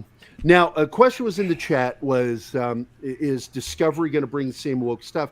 If you go and watch Discovery, it is not a very woke network. It puts out stuff that's for everybody. A lot of crime, because crime is one of my favorite fucking things to watch, is what they put out with the ID channel. And I watch a lot of their crime shows, true crime. I love watching how cops figured it out. Who did it? How did we catch that motherfucker that killed this lady, killed this kid? And they're going to bring that nuance to what they're doing at Warner Brothers, which is make stuff that people want to watch. Now, we know people don't want to watch woke shit. You know that. They don't. Numbers have proven it. So Discovery's not going to be bringing that to the table. They're going to be bringing, let's enforce making stuff that everybody wants to watch. And like I've said time and time again, I will watch stuff with woke shit in it as long as it fucking tells me a story and it's good. They could have gotten away with some of this stuff with me with the movie that we were talking about earlier. A lot better if they had been smarter in how they did it. And the problem is it interfered with other things within the story. And once it does that, that's when you start annoying me. And then I'm not liking your stuff. But I give the film a pass. I'm like, I don't think it's anywhere near as good as No Way Home. I don't think it's as good as Endgame. But I think it's a good film. Endgame, I had problems with Endgame. I think about every big fan did. But still enjoyed it. I enjoyed it a lot. I enjoyed it more than I enjoyed Doctor Strange 2. But I still enjoyed it. And I love Sam Raimi. I'm a huge Sam Raimi fan. I know that some of you have been able to watch Strange New Worlds. Oh, dude. God, we talked a little about that earlier. Yeah. I gotta say, I'm only, this much curious about Strange New Worlds. For me, that's the reason why I watch this, But I will give Strange New Worlds a chance after the entire season is done, and I'll try to check to see if I can watch the entire thing or at least make it through the first 2 to 3 episodes. I'm going to tell you, you will have trouble with the first episode. And here, I'm going to share my screen real quick with us so you can see. Save for Anson Mount's performance, the entire pilot episode was vomitous for the most part. Vomitous with pockets of clarity. If they stop forcing agendas and stop changing canon, it could work, but not expecting that. Also, I'm sick to death of hearing them say family. I really am. I swear to God, if somebody walks up to me and says, but we're family, I will kick them right in their fucking junk. I don't care if it's that'd be the first thing Vin Diesel. Gary, we're family. Gary. We're not family, mate. La familia. Did he even Okay, use me when I you was get away with trying it. You get away with it because you said it Hispanically. Oh. Fuck you, Viking, and fuck you, Steve. I think that was pretty much over and done with. How many Because females of do you fast. count here? Count the females on that. I did see the Steve. episode. Ugh. Let's see. I see 1, 4. 2, 3, Go. 5, 4, 5. 5 total women with 3 of them with guns. And no Dr. Piper. Then we have an alien here, and then we got a Vulcan. He's half human. Oh boy. Human. And One all human. these characters have one thing in common besides the whole family thing, is that they all come from trauma. That's their personal histories. It's all so trauma. Fucking stupid. I got so irritated when they have the opening scene with Spock, for Spock. The opening scene for him, where he's with T'Pring. I got so fucking irritated. Oh. Yep. Where I'm like, Oh no! What are you doing? You can't do that. It's in canon. Oh! They weren't married. They were courting. And even then, they didn't get married though. Like they were just. They never had the official ceremony. They were promised to one another since childhood. Yeah, but they didn't have a ceremony. They just like were about to fuck. They and were they promised. interrupted. And Vulcan, they've made it clear that there's something less physical Yeah, about it was, the mating yeah, between the male and the female. I They did think show the pairing. I did think that was weird. I Like, think it was just fucking weird to do what they did. And it was classic fucking Kurtzman fucking with shit. Wait, Telling 24/7. Dan, fuck What were you you, I'm gonna gonna say? fuck with your shit. Nah, I was thinking. I mean, I thought they were common law. well, I just thought it was, common law marriage and shit. You don't need the license. That's why she was. They able don't to need do the what she ceremony. did. In Amok time, the reason she was able to do what they were doing because they weren't married. right. Well, they didn't get married. She just proposed to him. But what was weird to me was like Vulcans are supposed to like be void of emotion, and they were like. No. Vulcans are not void of emotion. They have control of their emotions. Okay. All right. Well, that's the difference. Well, That's those the two problem with motherfuckers Sarek. didn't have control of Sarek, their when emotions. he got older, No. he was losing Yeah, the ability right. to control his emotions. They and were. he started raging. They and were. projecting that rage onto other people. No, And they thank were God like. for Captain Picard, right? No, they were having some "let's get it on" shit. Yeah, that's and I just completely. thought that was so That's insulting. completely against their society because they were weird. promised to each other in a ceremony as children. And for the Yeah. most part, Spock had his career in Starfleet. She had what she was doing, and there was no real contact there. And that's part so of the reason why. they fucked with canon, which Yep. is what I was commenting on. Once Yeah. again, the scene where with Pike and Spock when they walk on the bridge, every single major seat was manned by a female. Yep. And I looked at that and I went, if you can't notice that that's fucking weird, there's something wrong with you. You know why I Because didn't that's notice just it? Weird. Hold up. It's forced. Maybe it'll sound bad. You know why I don't think I noticed it? Because most, if not at least half of those chicks look like dudes. You know? Well, really I did. agree with you. The I'm helmsman gonna agree really with you, did Dork. look I like mean, a dude. Ortega really looked like a dude with the haircut and everything. But it's Yes, like yes, I I got agree. so irritated when you already had the first officer. His first officer was forced on him, and she's a security officer. But then you look across, dude, that's deck, actually look my across biggest. the bridge. You look across the bridge, and there's another female security officer Okay, Yeah. on the bridge. please. I got to talk about that. You would think if you've got Spock serving with someone called whatever Noonien Singh, and then later when Spock is with hey Vader, later when Spock and Kirk in Space Seed find Khan Noonien Singh, you think maybe that'd come up in a conversation. You know what I mean? Wait. Hold on. Let me add something to this because this is really going to help. Kirk is going to be on the show. In fact, he's going to be a semi-regular. His Yeah. dad is. Oh no, his I'm dad sorry. was His I'm sorry, dad. his brother. Samuel Kirk is on there. Yeah, he was And- introduced at the end of this, and that's where we've got a Kirk. They did some major playing with fucking fans. They Wow. Yep. And they're playing with the fact that Sam actually he's married. went in- with yeah, a child. he originally was a character that was introduced that followed his mom into being a scientist, and now they got him in Starfleet. So Well, they he changed worked that part. with Starfleet, not for Starfleet. Oh, I'm sorry. So they switched it. Yeah. And but in the original series, in Operation Annihilate, I had to pull that one out of my fucking brain. I had to look up and go, Operation Annihilate. You had those paramecium monster things Well, latching onto their back. to Star Trek Jeopardy with Salty Trekker. Oh, cool. So you've got this great fucking moment where Shatner plays his brother. He's like, you never see him act. He's just laying there dead with the mustache. And of course, when Sam shows up on the bridge, they gave him the mustache and he's wearing a blue uniform. Now, I don't believe he ever joined, but again, this isn't, and people keep fucking this up. This is not canon universe. That's right. This is still Kelvin.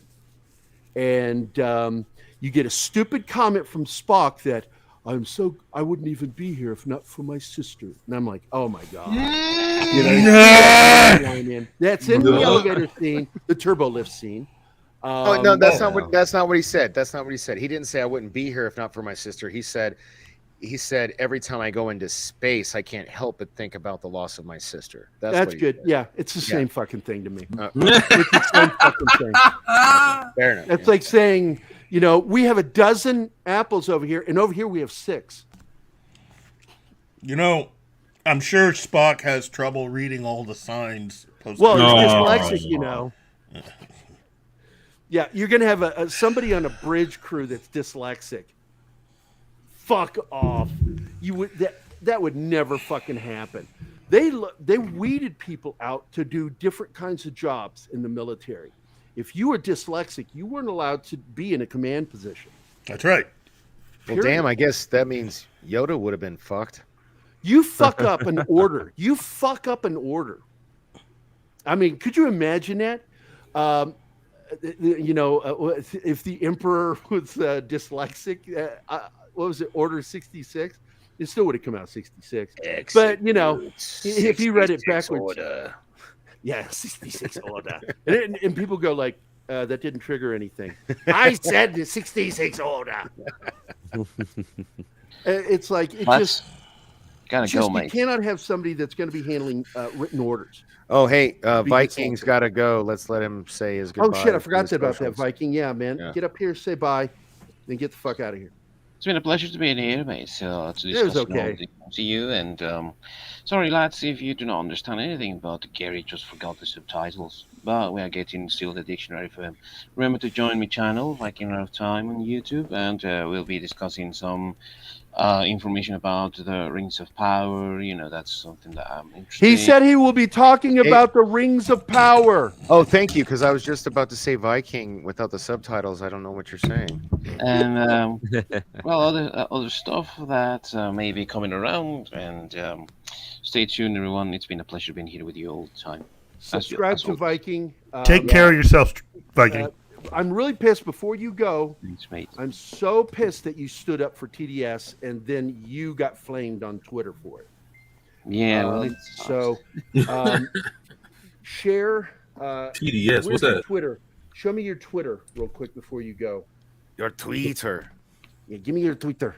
Well, your essay. Do it now. I had my essay. Write an essay. Do it now. Damn you. No, the link. Motherfucker, the link. Do it now. Do it now. Come on. Come on, man. Come on, Viking. You can do it. I know it's tough for the English. Vader, I can't wait till tomorrow morning. It Yeah. sounds like you and I are on the same page. I'll put it about here in the Strange private. New Worlds. So I'm looking into private chat, not seeing the link yet. Give me the link. it's not a link, bro. You just put your freaking screen name. We know your screen name. Put the Do it. Yeah, but you didn't put the @ symbol in front of it. Do it now. There it is. There it is. Thank you. Thank you, Jace. I'm going to put it in the. Here you go, guys. problem. Please sub to his new channel. Viking is such a cool dude, and he stood up for somebody else and got banned for doing it. So he stood up for you're a friend good dude, Viking. Well, I just followed you TDS on is a Twitter. friend of our channel, and I'm pissed that he was getting attacked the way he was.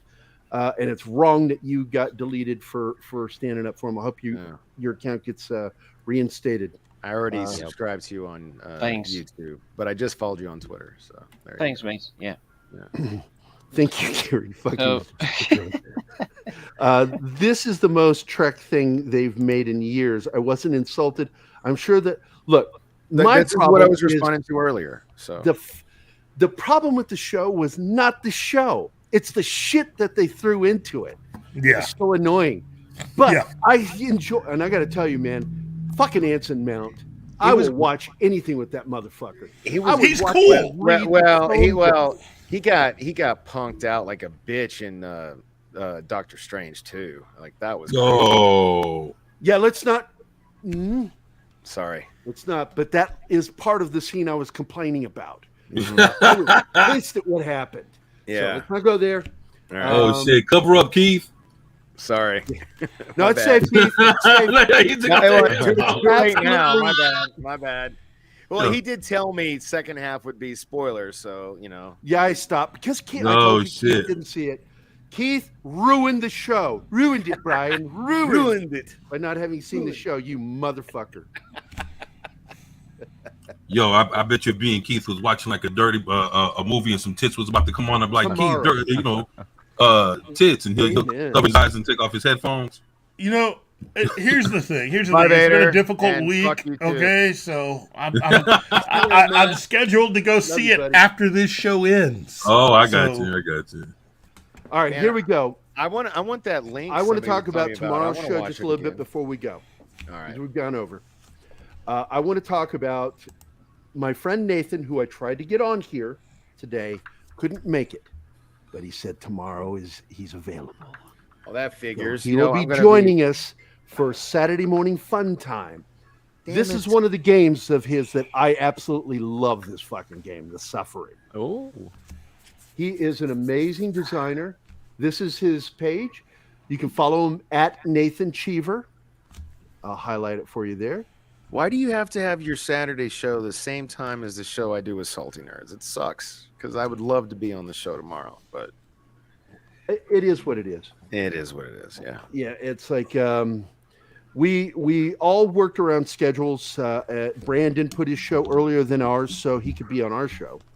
We're trying to get it to where we don't do that anymore, where people don't start new shows that overlap other shows. You hear that, Vader? Oh no, Vader left. Never mind. Sorry. Aw. But because we are a network, we are a network. This entire group of friends, we are a network, and we start really conducting ourselves as a network. We shouldn't compete. We should work together, boost each other up. Yeah, exactly. Yeah. But Nathan Cheever, I put it in the chat there. You can follow him on Twitter. He is an old friend of mine. We've been friends for a long fucking time. He helped me build BladeZone.com, the Blade Runner fan club. And he's still trying to, right now, revamp it so they can do a relaunch of the website. Cool. And he is such a great designer. I'll show you something else. Here we go. One of his other games that he worked on was Prey and Prey 2. He's a great game designer. He's the guy who did it. Yeah, he is an amazing game designer, and fucking that is him. Okay, never mind. He is a sarcastic prick, and he also was in Mafia 3. I am a gaming channel. Oh my god, he's done a lot of things that I love. Oh man, yeah. So we should have a lot of fun talking to him tomorrow. Right? Yes, if you want to come on the show and talk to him, because he's coming on as a panelist, but he's also kind of a guest. And I kind of want people to get to know him because I've known this guy for a long time. And I think one of my favorite, I got to look it up real quick. I may have saved it. I don't know. On my hard drive. Let me see if I can find it under downloads. Yep, here it is. I found it. This is from 2000 when we did the Millennium Expo in Tacoma, Washington. And this is the entire crew from Blade Zone. And yes, you're going to laugh when you see me. I was completely bald. This is Patrick Parenteau that's on the left, far left. The guy right next to him that's bald with the Van Dyke, that's Michael Mancini. The next guy with the porn stash, that's my buddy Aaron Brinkley. His buddy next to him, I forget his name, really nice guy. The guy in the back, the tall one with the ginger hair, that's Nathan Cheever. And he's like 6'5", 6'6".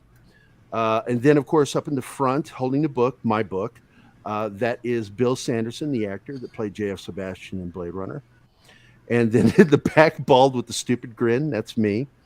And then in the front, the guy in the front with the other porn stash that's kind of bald, that is Gary Willoughby, a very close friend of mine. He's the one who took over Blade Zone for me when I gave it to him. I said, I can't do this anymore. People are annoying me. The guy in the turtleneck? Turtleneck. Yeah, okay. Yep. That's Gary Willoughby. And he is, right now, I think he is legally the oldest Blade Runner fan in the world. He's in his 70s, man. But I love this crew. These are some of the best people. They're still friends of mine. I'm still close friends with Bill. Problem with Bill is he moved back to Pennsylvania, and he has no technology in his house past a basic computer. We've been trying to get him. He agreed to come on the show, but we can't figure out how to do it. He has no camera. And so I've been trying to find somebody in Pennsylvania. Does he have a phone? Not that kind. Okay. His, as I recall, he has a landline. He's retired from Hollywood, and he is really one of the sweetest guys you will ever meet. He really is. You can do Zoom with a phone, like a landline. He just won't be on camera, but he can join in. I'm going to figure this out because I'm friends with him and Sharon. I want to get both of them on because Sharon is a sweetheart. His life would have been a living hell without her. She, and I find this with many men that work in Hollywood. Their manager is their fucking wives. Or their parent. Like another thing is parents. That's a big thing. Like a parent is often a manager or an agent for people. Have you noticed that? I've not run into that. I've not haven't? run into Oh, that. wow. No, I've run into spouses doing it all the time. It's like when I'm dealing with two of my friends, both of them actors. When I'm dealing with the man, the wife handles everything. When I'm dealing with her, he handles everything. Here in Vegas, maybe it's I don't know if it's a Vegas thing, but here in Vegas, whenever I work with talent, more often than not, it's like a people parent. live longer in Vegas too. I think you get a lot of older people. In the rest of the world, the regular world, the real world, people die the real world.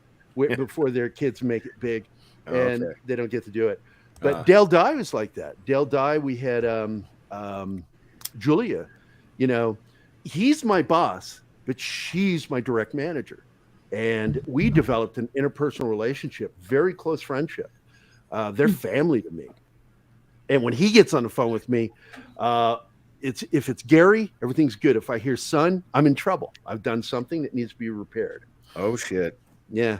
I've joked about it for years that he's the first person since my dad and my godfather and my first senior XO when I was in the Army that made my ass clench when they said my name or said son.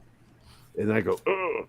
And when I say godfather, I mean my Irish priest. And no, he never diddled me. Not why my ass clenched. It meant I was in trouble. Mine was more when my dad would say, he never was like whenever he said son, that didn't bother me. When it was like, whenever he'd be like, boy, I knew I was about to get my ass beat. Like whenever I got to tell you, with Zoe, the funniest thing with her, and I didn't realize I was doing it.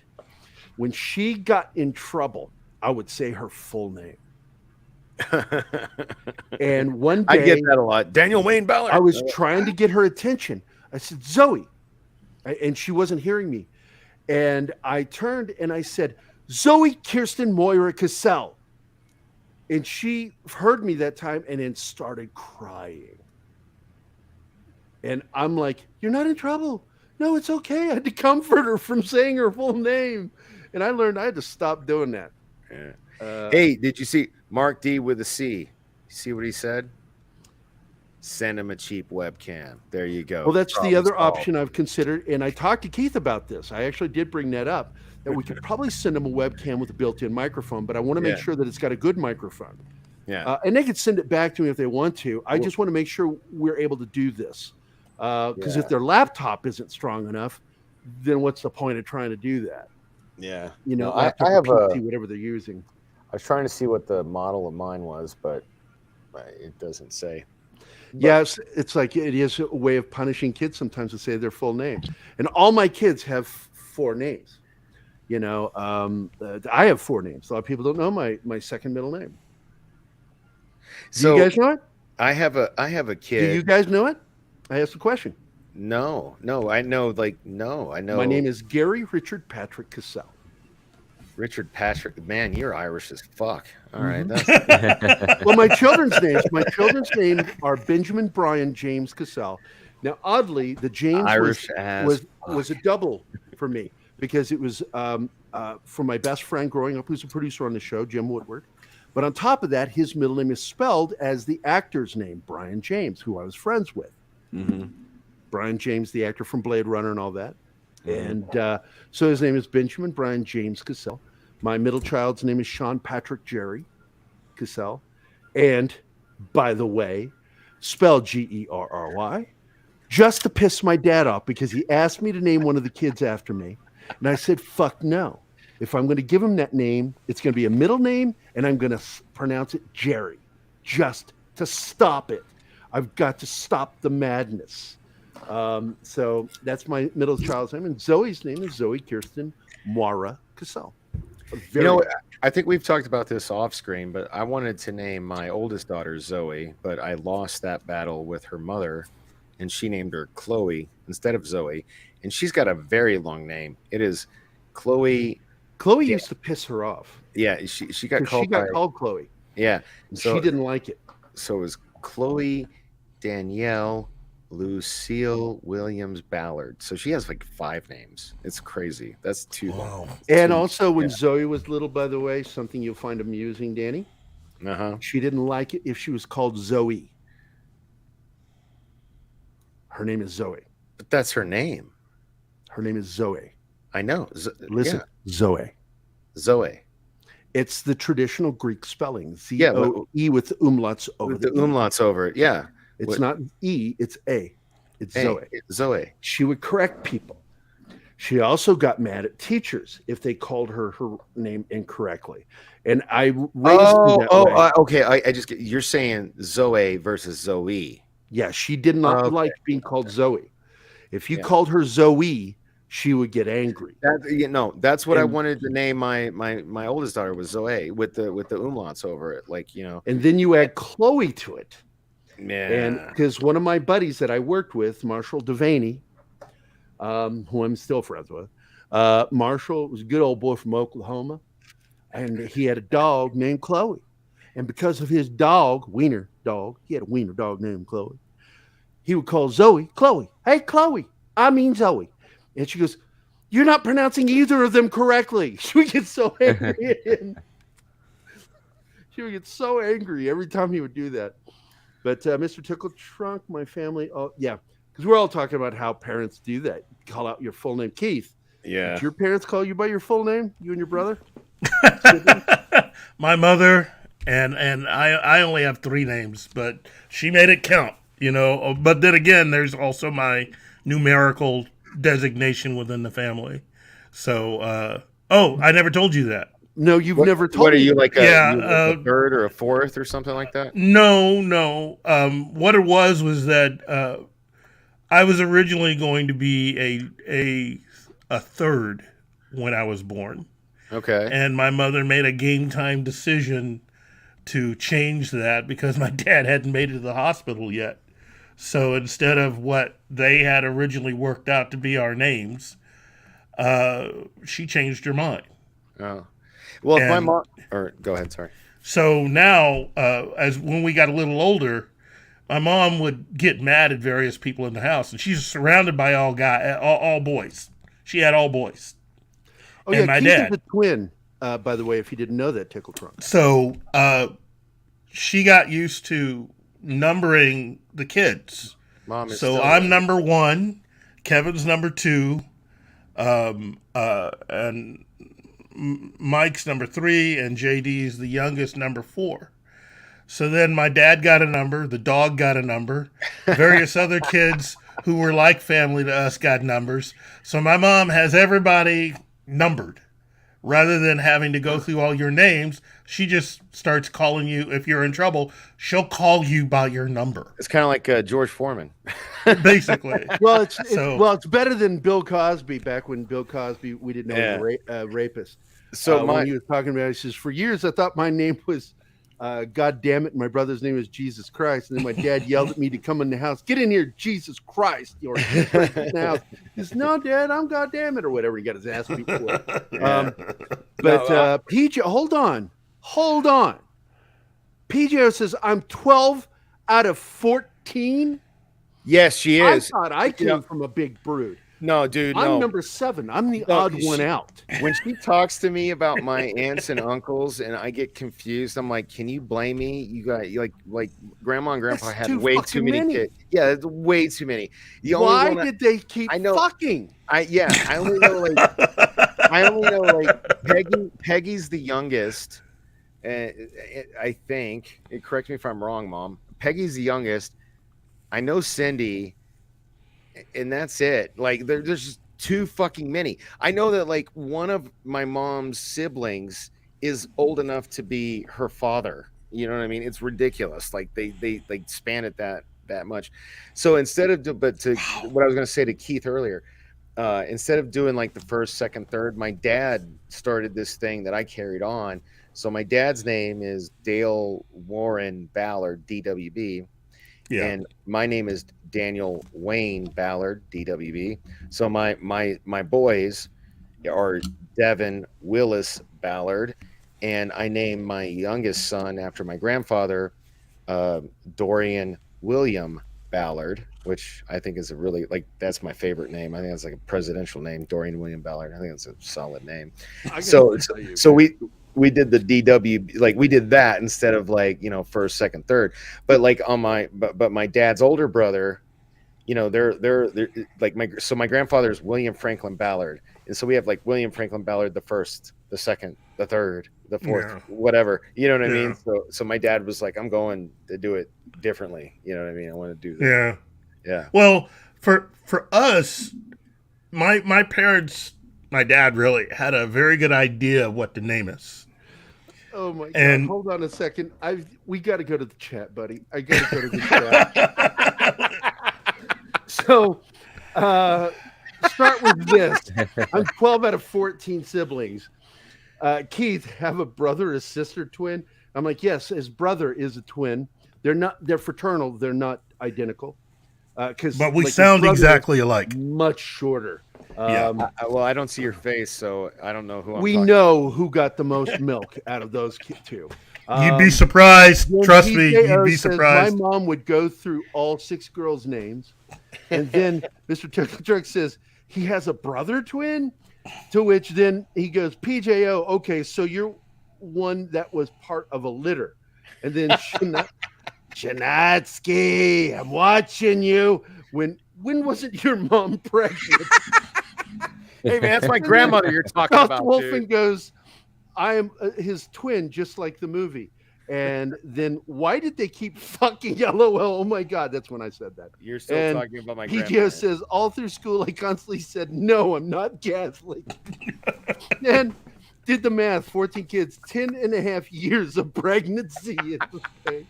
And Gary has me in tears now. Why did they keep fucking? You guys are still talking about my grandparents. I've got to tell you, this is because one of my best friends, Keith knows this guy, Ultra Rob. Yeah. Ultra Rob, they have a brood. And when they had their last kid, his wife stopped being my friend because I posted the picture of a dirty back window with the stickers of the mom, dad, dogs, cats, and then just a brood of kids stickers. Yeah. And in the dirt on the back window it says, for God's sakes, get off of her. Hey, look. One of my best friend's wife unfriended me. We've not spoken since. in my because of grandparents' that. in my grandparents' defense, you know, contraception wasn't a big thing back in the 50s. You know what I mean? Just wasn't, you know. Well, not in a married couple. So it's like that joke on Monty Python, The Meaning of Life. Every time we've copulated, we've had a child. We've only had sex twice. Oh no, we have 2 children. Fucking love that scene. So my mother started at 18. I was at 17. Thanks, Mom. Jesus. I knocked up my 19-year-old girlfriend when I was 17. And that's why watching that show, young Sheldon, the oldest boy, he's 17, knocked up a woman. I'm like, oh boy, I've been there. And that's why my son is so close to age with me. He's already 40. My son is 40. Oh my God. Wow. Shanatsky. My mom had 3 kids. They're okay. Yeah, we're just talking family stuff now. But I was laughing my butt off at the chat because it was getting fucking funny. My ribs are hurting so much because of what Gary said. Oh my God, help me. I'm sorry, Socks. I can't help it. I say fucked up funny things. You should tune in on Wednesdays. That leads to your Coffee with Gary show. Yeah, Steven and I, though, on Wednesdays, that's a fun show. I really, you know, of all the shows we do, outside of Thursday, Tuesday, which is going to change now because if you didn't know 24, Keith, Sil is leaving the show because his day job changed his work schedule. He'll be able to start showing up on TGIF, but he will not be doing our Scoop Zone anymore, which really is part of the reason why I got really bummed out this week because I just love our dynamic on that show. But Fat and I have such a good time doing Wednesday. And I really do because we just let loose. We actually let Script Doctor on the show because he was free. Mm-hmm. You know, you never see Script Doctor free. And he's like, hey, and I sent him an invite, join us. And he came on. It was a good show. But, you know, normally Steven and I carry that on. And we have such a fun time. I enjoy Steven. And if you guys didn't know it, Steven is really one of my favorite people on this planet. Yeah, he is. As much as I tend to fuck with him and shit on him, he really is. And he's not here right now. I don't know what he's doing. Probably beating off this. Yeah, I'm beating off. No, I had loud copyright music playing on my dad's room, so I had to turn everything off. Oh, blame it on your dad. But Steven knows how I feel about him. I love Steven a lot. And Steven is officially, you know, the 3rd host of this show. I mean, I don't like doing this show without him. I started this show because of him, TGIF. Can I actually jump in on that? And I think a lot of people who showed up when I was hosting last week. What? We're losing you, buddy. Everyone that showed up last week when I was hosting and actually came on the panel, thank you. Because I'm so grateful for you doing that. I will continue to thank you, big man, because you really are a lifesaver. I mean, as Gab said in Blade Runner, you did a man's job. Thank you. But it really was great. I didn't get to tune in much. I only got to drop in for a few minutes because, oh my God, data is just awful when you're on the highway. And I was on the highway all day. And then when we got to the hotel, I didn't want to do anything. I just wanted to go to bed. But I didn't want Deanna to have to do all the driving. You know, I care about her, you know, and look, it was before Nintendo. There wasn't much to do back then. Oh, jeez. They had Bridge and Rummy. But I do have to say, I came from a big brood, and we're a mixed Jewish Catholic family. And oddly, some of my siblings converted from Judaism to Catholicism, like my sister Luann. But she's as big a Jewish girl as you ever get. She's a Jewish mother. And she's the one who calls me Gary. You've heard that. Tickle Truck knows that. And, you know, and then my middle sister, Michelle, she's a sweetheart. She posts on my page, I guess, about once a week. I don't interact with my siblings because I got to be honest. I love my nieces and nephews, but I think I'm done with my siblings. I just don't want to deal with them anymore. The last thing I said to my sisters was, let me know when somebody dies. I'll show up. But, man, my nieces and nephews are the bomb. They are so funny, and they're so sweet, and they're awesome. They all have interesting lives. And I should probably start inviting some of my family on here just for shits and giggles so I can fuck with my family live. I think that'd be funny. Let's see. I needed this. Yeah, I'm glad I was able to make you laugh. It's been a rough week for all of us, buddy. And I feel for you, man. I'm very empathetic. If Gary shits on you, he likes you. Very true. Parrot is here. Gary, you were calling Fat Steven your pet tuber? I don't think I said that. But he is one of my closest friends. And I like it. We'll do a show, and then we sat like for over an hour, 2 hours talking the other day. Just talking. How long till good fat Steven Seagal? Wow. I don't know what that means. What does that mean? I don't know what that meant. Sorry, Shanatsky, I didn't get that one. And I'm the same, nothing like male bonding. I can do the same with certain females. Like Purple, I was kind of hoping she'd be here today. She wasn't here. I can bond with her pretty easily. For me, it's all about not just intellect, but intellectual honesty. And I'm not saying women are deceptive, but they tend to hide. And I can't really have long conversations with people who do that. I need people to be as open as I am. And so it tends to be guys that I talk to. Oh. And especially when we start talking military stuff, when I'm talking to my veteran buddies, talk about bringing a show down. I would never do that to anybody, Danny. Some of the shit that my vet buddies have said really make what you've said when you're high. You had a great time. You got to actually talk military last shit talk we did because. Oh my God, that was crazy. Yeah. Hey, so that is why I promised you I would be sober on all of our shows, which leads me into the segue. Jace, I gotta go so I can get high. no. I'll keep talking for another hour or two.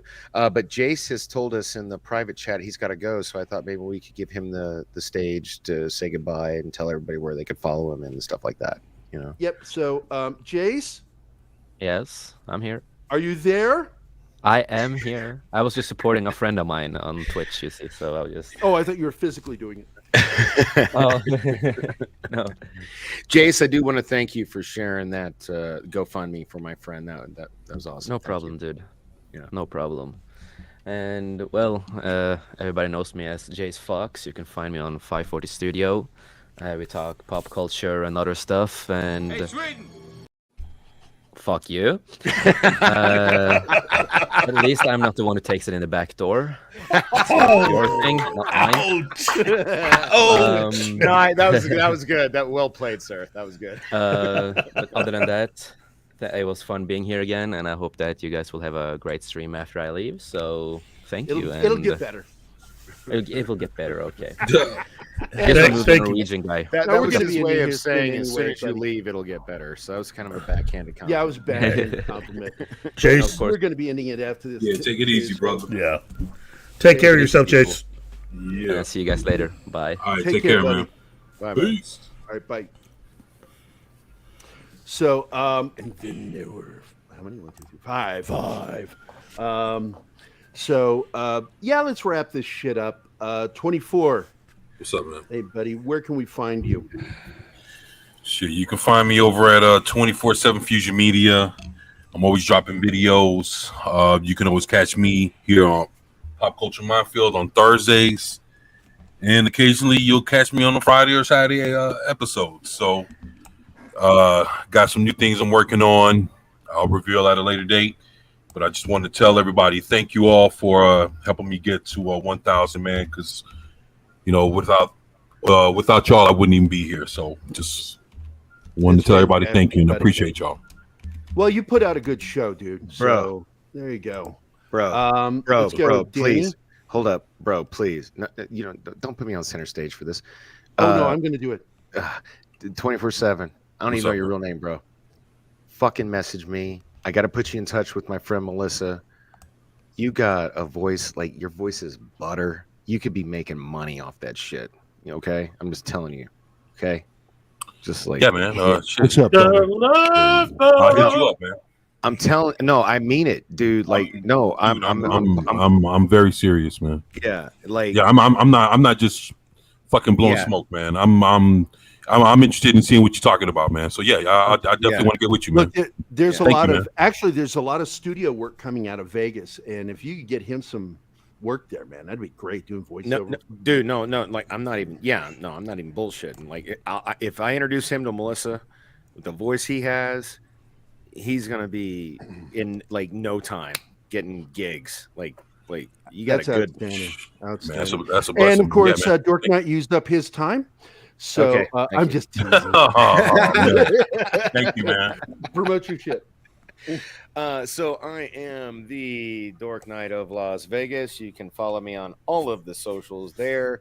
I primarily am, if you really want to support me, check out my charity, the Las Vegas Cosplayers Alliance. That's CAUSE, because we're doing it for a cause, not for the cosplay. And yeah, I put my link in the chat for my buddy. I'm actually it's about 3, 4, 5. So I'm about like 2 hours. I'm leaving to go to my best friend's wife's memorial.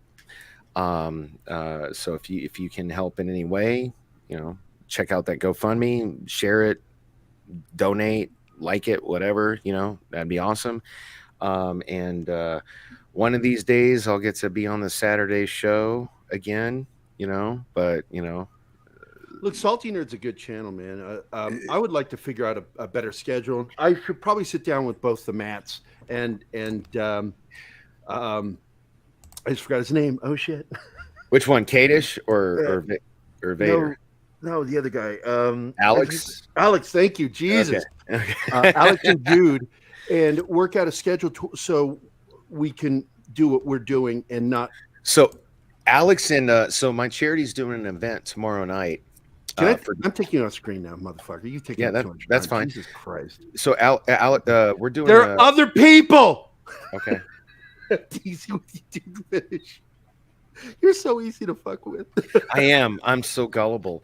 I'm the guy. I'm not kidding. My buddy Frankie was like, "Hey, Danny." I was like, "What?" He's like, "Did you hear they took the word gullible out of the dictionary?" And my dumb ass went, "Really?" That's how. Yeah. Well, just to let you know, friends of mine have learned that there is a trick to saying shit to me, and if you say it to me with the correct amount of conviction, I will believe just about anything. One of the worst pranks ever played on me was by Mac. Called me to tell me that he goes, "Oh my God, did you see the news?" And I was just like waking up like, what happened? He goes, "They got Seth." Seth who? Which Seth? He goes, "Seth MacFarlane. They cut his head off." I'm like, "What the fuck are you talking about?" He goes, "Yeah, the extremists got a hold of him because of some of the stuff he did on the show." And I'm like, "Get the fucking..." So I like got off that phone all stressed out and freaked out and found out it was him fucking with me. And I'm like, I called him back. I said, I looked up the word cocksucker in the dictionary and it's got a picture of you right next to it. Well, anyway, before I was so rudely besmirched, so tomorrow night, my charity is doing an event at the Millennium Fandom Bar downtown Las Vegas, and it's a Doctor Strange event, but it's also a mental health related event, and the Salty Nerd podcast. So Alex and Kadish are going to be there, and it's not going to be live because we're concerned about the variables. It's a bar. Oh, yeah. People are drinking. It's hard to mute when you're live. Yeah, shit might happen. So it's gonna be recorded, and we'll release it a day or two later after they can edit it. But we're gonna be talking about Doctor Strange and the Multiverse of Madness in a non-spoiler way and tied into mental health. We're gonna be talking about. You will attempt to. Yeah, and we're gonna be talking about Picard, which has a very easy tie into mental health. We're going to be talking about Moon Knight, which obviously with those dissociative identity disorder. First show to piss me off. I got really fucking angry at the finale. Okay. Yeah, no, me too. Dude, you saw my tweet. Me too. What the fuck, man? Anyway, so we're going to be talking about nerd shit that has to do with mental health. We're going to be raising money for mental health awareness and suicide prevention. So it's a good thing.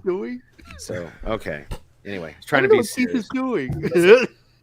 Thank What are you. you doing, Keith? And it's Fat Stevens' turn. Yeah, let's get to Fat Steven. Hey, what's up? What's up, Fats? I have a channel.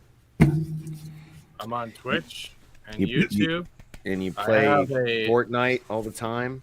Dead by Daylight lately. But yeah, I do a lot of gaming.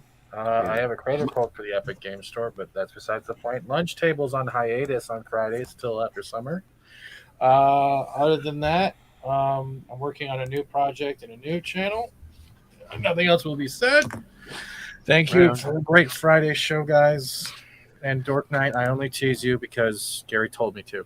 That's okay. Hey, man, that's okay. And I just want you to know my mom. I'm not from Manitoba. What is this shit? My mom has joke on Minnesota Fats. Resubscribed to you because, and I know this because she's asked me what the hell is Fortnite, and I was like, "What are you talking Where about?" were you, Martin?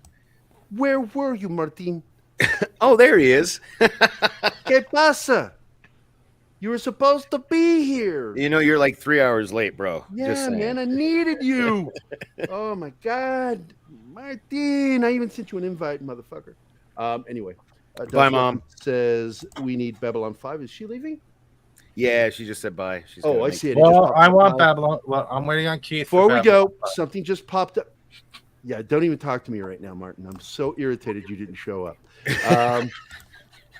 Leaving me in charge of it. Where'd he go? It's too late, motherfucker. You're up here. No. You're stuck. All right, out I've here. been a good boy. I'm sorry, but so I'm gonna... here we go. I wanted to share this article. Mikey Sutton just sent this to me. This has to do with a lot of the shit that he's been talking about. Suicide Squad 2 adds Michael DeLuca as producer, signaling new direction for the DCEU. The Oscar-nominated Social Network and Moneyball producer will oversee the sequel. There you go. Sequel to which Suicide Squad? I mean, they're showing the Will Smith, so the original or the second? Like, This is actually an old article, but this is what he's bringing up, is that he's coming back. So let's get into this. Looks like a done deal, he says. But which Suicide Squad? It'll be announced on the fandom. He's not going to be working on that. It's already done. I said that was an older article, but it's finally happening, is what he's saying. It's finally happening. We finally got DeLuca, and he's going to help change everything. Yeah. Listen, Garibaldi. I don't care what you have to say. I miss him, by the way. I forget his real name, but man, I like that guy.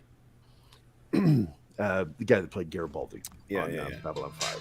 You know what sucks is he Shake that shit. much like I probably will, he drank himself to death.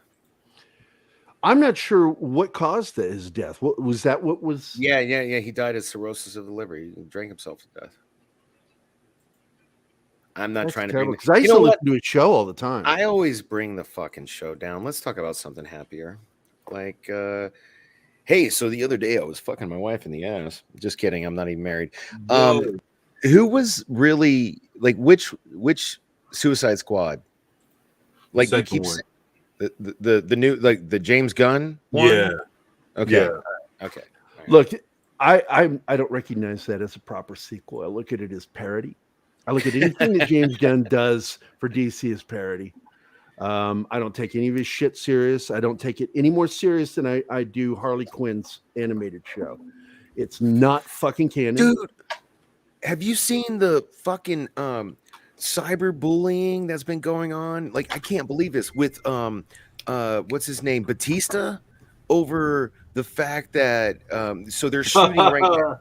Have you know what I'm talking about? You know what I'm talking about? Yeah. He basically they're body shaming him because you know, because basically he in his Guardians of the Galaxy 3 he has a shirt on instead of just showing his chest. No, and so 3, it's they're shooting the holiday special. It's the holiday special that they're shooting. Jerry Doyle, thank you, Aaron. Oh, Dust Wolfen said it too. Thank you. All right, I just spotted this. Will Smith's emancipation shifting to 2023. What the fuck is this? What?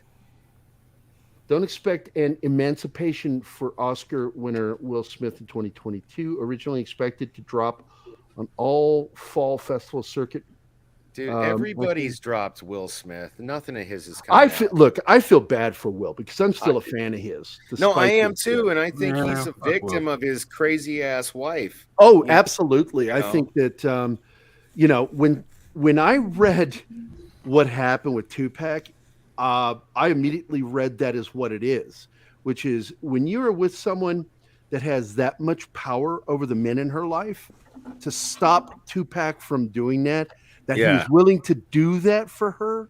Yeah. Dude, there's she's something unhealthy going on there with her. She is a next level narcissistic, manipulative biatch. Like next level. It really sucks like, because I always liked her too. But when it comes between the two of them, I'm sticking with Will Smith. Will Smith's the guy. And I look forward to him picking his life back up. Even if it hurts his career for a while, he'll have a comeback. He will, but like the sad thing is, it's going to have to involve a divorce. Like I got to tell you, I don't believe for a second his direct involvement, like they tried to make it sound with the reboot of Fresh Prince. I think it's one of the worst written, dark, fucking racist shows I've ever seen. I mean, how did that even come up? I wasn't. Because you cannot point your finger at somebody without pointing back at yourself, and that's what they do. They did some pointing in there, and I'm like, come on, man. Will didn't go through any of that shit. Who is in charge of this? I know Will. Will has written about his life. So I'll be honest. I don't know anything about the new. Like, because isn't he? It's very disappointing. It's just like on like Peacock, right, or something like that. It's not even Peacock. on TV. Here's where they lost me. When they made a really terrible joke that just backfired. Where we're in hour 3 now. Can I smoke or do I have one to turn sister my camera off? is no. Okay. If you want to do it off camera. Okay. The middle sister, who is really the snotty fucking Ashley sister in the original series. In the new show, she's got this web series, and she does cooking and wants to get, and so she has an opportunity to join a bigger web channel. And they're talking to her. This is in the TV show? Yeah, this is in the new TV show. And they tell her, we would like you, but we want you to change how you do your show. We would like you because you don't attract our core audience with the way you do cooking. She goes, I cook spicy food. He says, yeah, that doesn't really go with our core audience. And then she addresses this at home, and the little sister says, oh, you mean white people. And I laughed out loud. It wasn't meant to be a joke. I laughed out loud because I've never heard of a white person that doesn't like fucking spicy food. Never heard of that. I'm like, that is reaching in a way that was just fucking ridiculous. So who's this character? It's not the Will Smith reboot character. Who's this character supposed to be? He's an executive producer on this show. No, the girl character you were just talking about. Yeah, they're all new actors, dude. It's a reboot. No, he's meaning which character compared to the original cast of the characters. Younger sister and the middle sister. So, and then the mother was involved, or his aunt was involved in the conversation. Keith, I think you know what I'm asking. Can you answer the question, please? Yeah, it's the character of not Ashley, because Ashley was the youngest. It's her older sister. Okay, it's the older sister and the youngest sister. Yeah. What is complicated there? The sister and the younger one is who we're having this conversation with their mother, his aunt. His aunt. I don't recall their aunt. Yeah. No, I love the show, but I don't remember. Vivian. It's Vivian was her name, I believe. Aunt Vivian. The original actress too. I don't know the actress's name, but like it was, you know. We are really derailing here over. Hillary is the one that in this version, the new version, it's Hillary. So anyway, the show lost me the minute it did that. I'm like, okay, you're racist.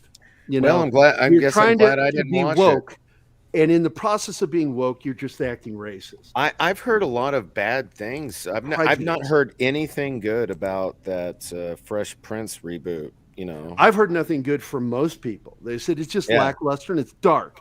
Well, I've heard any of the humor, and I'm going to tell you something else that's insulting to the original story is the flagrant use of the N-word in every song that they play on the soundtrack. Oh, really? Episode, so multiple times. That I hadn't heard, but what I heard is like the original Fresh Prince of Bel-Air was a comedy, and I haven't watched any of the new episodes, and I never. And oddly, the true story was not about a guy from Philadelphia. It was about a guy from L.A. In this new one, the reboot or whatever, they say it's like a dramedy. It's more of a drama. Yeah, it's more serious, man. Yeah, and like here's another thing that most people don't know: the original person it's based on was also Hispanic.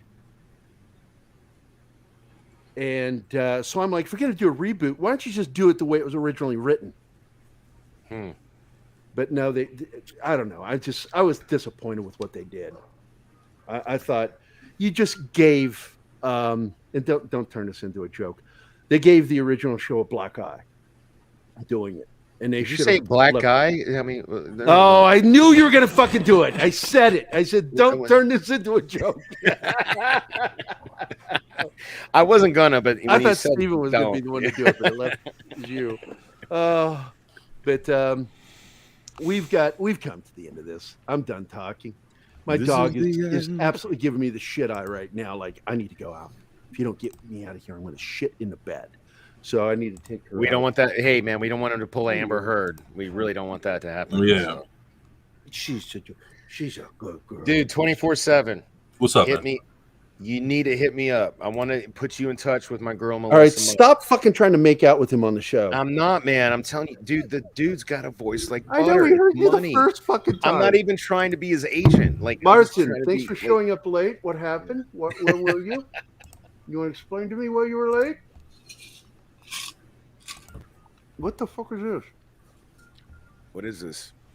This is what's been just released. Constantine. In the house history. Yeah. They say that's the last time you're going to see this guy is Constantine. Yeah, this is Matt Ryan. Yeah, that's Matt Ryan. That's it. Yeah, Matt Ryan. I watched as it already. Constantine. Oh, so he's doing the voice. Yeah. Yeah, he's been doing the voice. So we're not really seeing; we're hearing him. It's right. Like, yeah, whatever. And part of that is that they're going to have included with that film will be The Losers, Commandy, and a Blue Beetle. All these are shorts included with it. Dude, wow. They just announced, what was the big DC thing they just announced got Oh canceled? my god! I got so angry with how they treated Carlton in the new reboot too. Oh my god, I fucking hated that. Carlton in the Fresh Prince? What? In the new Fresh Prince, I hated what they did to him. I'm just thankful I haven't watched it. But anyways, back to my serious question. What was enough about this show. Let's get back to you, Danny. No, actually, I think talking about DC property is more on brand than the fucking Fresh Prince. But like, it's all pop culture. Okay, fair enough. What was the DC? They just announced like some big DC thing just got canceled. What was that? Do you guys know what I'm talking about? It was big DC thing? I don't know how big it was, but Batwoman got canceled. No, not Batwoman. No, it was Legends of Tomorrow. And no, I know those are no. It was a movie. It was a movie they were gonna do, and they. Oh, I heard. They canceled the Wonder Twins. Yeah. Wonder. I mean, I don't know how big it was, but yeah. Well, you know, it was I never believed that was going to happen. Yeah, well, yeah. Well, you know, to be honest, it's funny. Within the last maybe month, man, they've gotten the villains, they've gotten the lead actor, the lead actress, they got the script. And I heard they were actually in pre-production, man. I heard that when they pulled it, it was ready to. It was. Yeah, but we even said it on the show that anything that's in pre-production right now that was greenlit, that is not in production, is going to get stopped because of the merger, right? Because of the the Discovery Warner Brothers merger. Well, you know, I guess what they were tripping was how close it was to actually them turning the cameras on and. Yeah, so it was just sad because. What about Blue Beetle? I didn't like that they race swapped him. I really like that kid. He's a good fucking actor. Did they cancel Blue Beetle? Wait.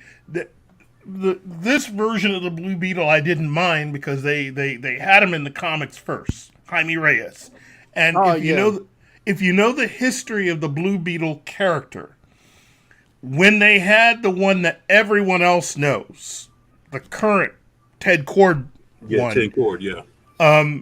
He replaced the original Blue Beetle, which was from the Charlton comics. Yeah, and what it was that there was a scarab there that was the source of his abilities. When Ted Kord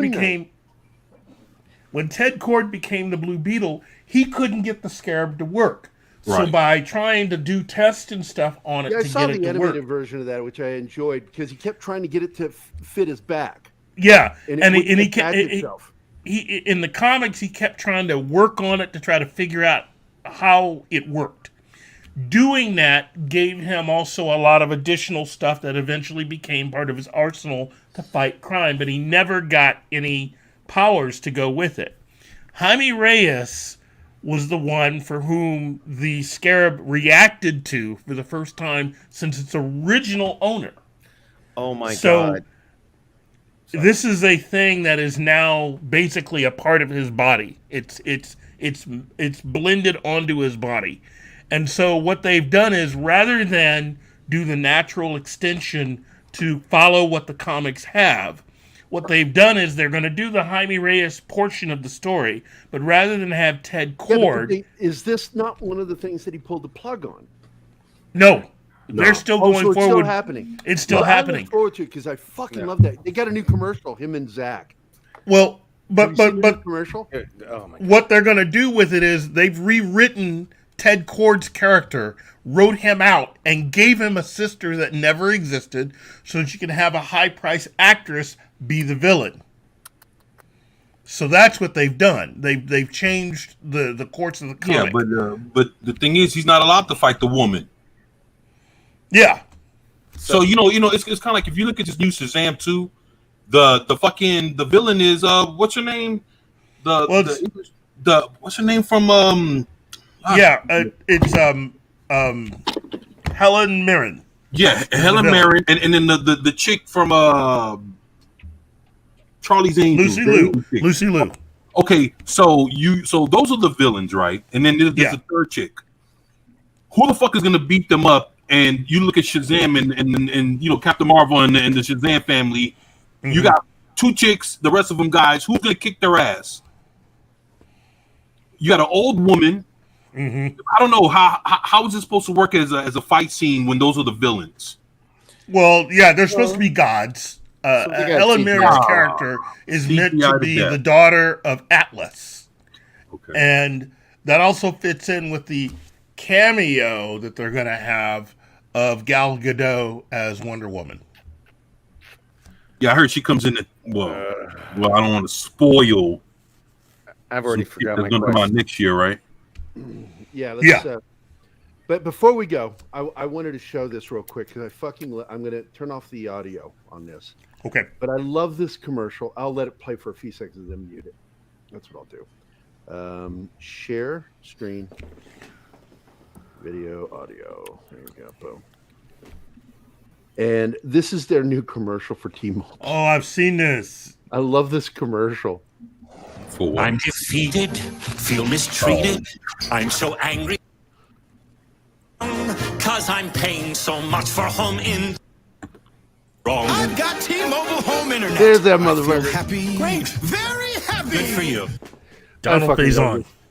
These two are best friends in real life. Yep. And I fucking love anything they do, including that Christmas song that they did. Baby, It's Cold Outside. Where they sang to each other was so fucking funny. And they had the best chemistry of anybody I've ever seen on a TV show. It's almost about as bad as you and I living next door to each other. Yeah, I would get it. You calling my brown bear. You guys are so cute. Hey, can I sell you some beachfront property here in Las Vegas? No. You mean Otisburg? Gap joined us late. Good to see you, Gap. With that, I'm going to go ahead and let's just end this because we've had a good time and I'm getting tired. My dog wants out so bad. Yeah, apparently mine is demanding attention from me too. So, well, I should have episode ever. You know what? I'll be able to talk about Doctor Strange tomorrow. Okay. So, okay, you better fucking watch it tonight. I'm gonna try. Because I'm ADD, I might be able to. And once again, second half of tomorrow's episode, I'm gonna try to do spoilers. I'm gonna try to do both. I'll do both tomorrow. Like I'll see if I can do that. Let's see if I can do that. Has anybody ever done that? Has anybody ever been on like 2 shows at the same time? I won't do it because it wears me out doing these shows. Because I'm an introvert, and just doing this takes a lot of internal energy. Yeah, we tasked him. We've talked about this. I'm the opposite. I'm an extrovert. I'm like and extroverts drain me. That's part of the reason why I know with extroverts, they drain me. They don't mean anything. I know it's non-intentional, but extroverts drain introverts, and it's just a fact. So anyway, I want to thank everybody for being here. Everybody said their 2 cents, except for Martin has not explained to me why he was late, but I'll find out after the show. But everybody. I want to thank the chat, and God damn it, I want to thank everybody on the panel today. We'll see you all later. How can you have any pudding if you don't eat your meat? I love pudding. Why would you bring up pudding now? Hey guys, thanks for watching. Thanks for watching Pop Culture Mindfield. If you've enjoyed the show, please make sure to subscribe. And don't forget to click the bell icon for other shows and channels. Also, please leave a comment. We'd like to know the episode, as well as letting us know something you'd like us to cover in a future episode. Don't forget that you can become a member of Pop Culture Mindfield now. Make sure to visit our membership page and merch store, cultureminefield.com. You can always find Minefield on Twitter, Facebook, Instagram, YouTube, and Twitch.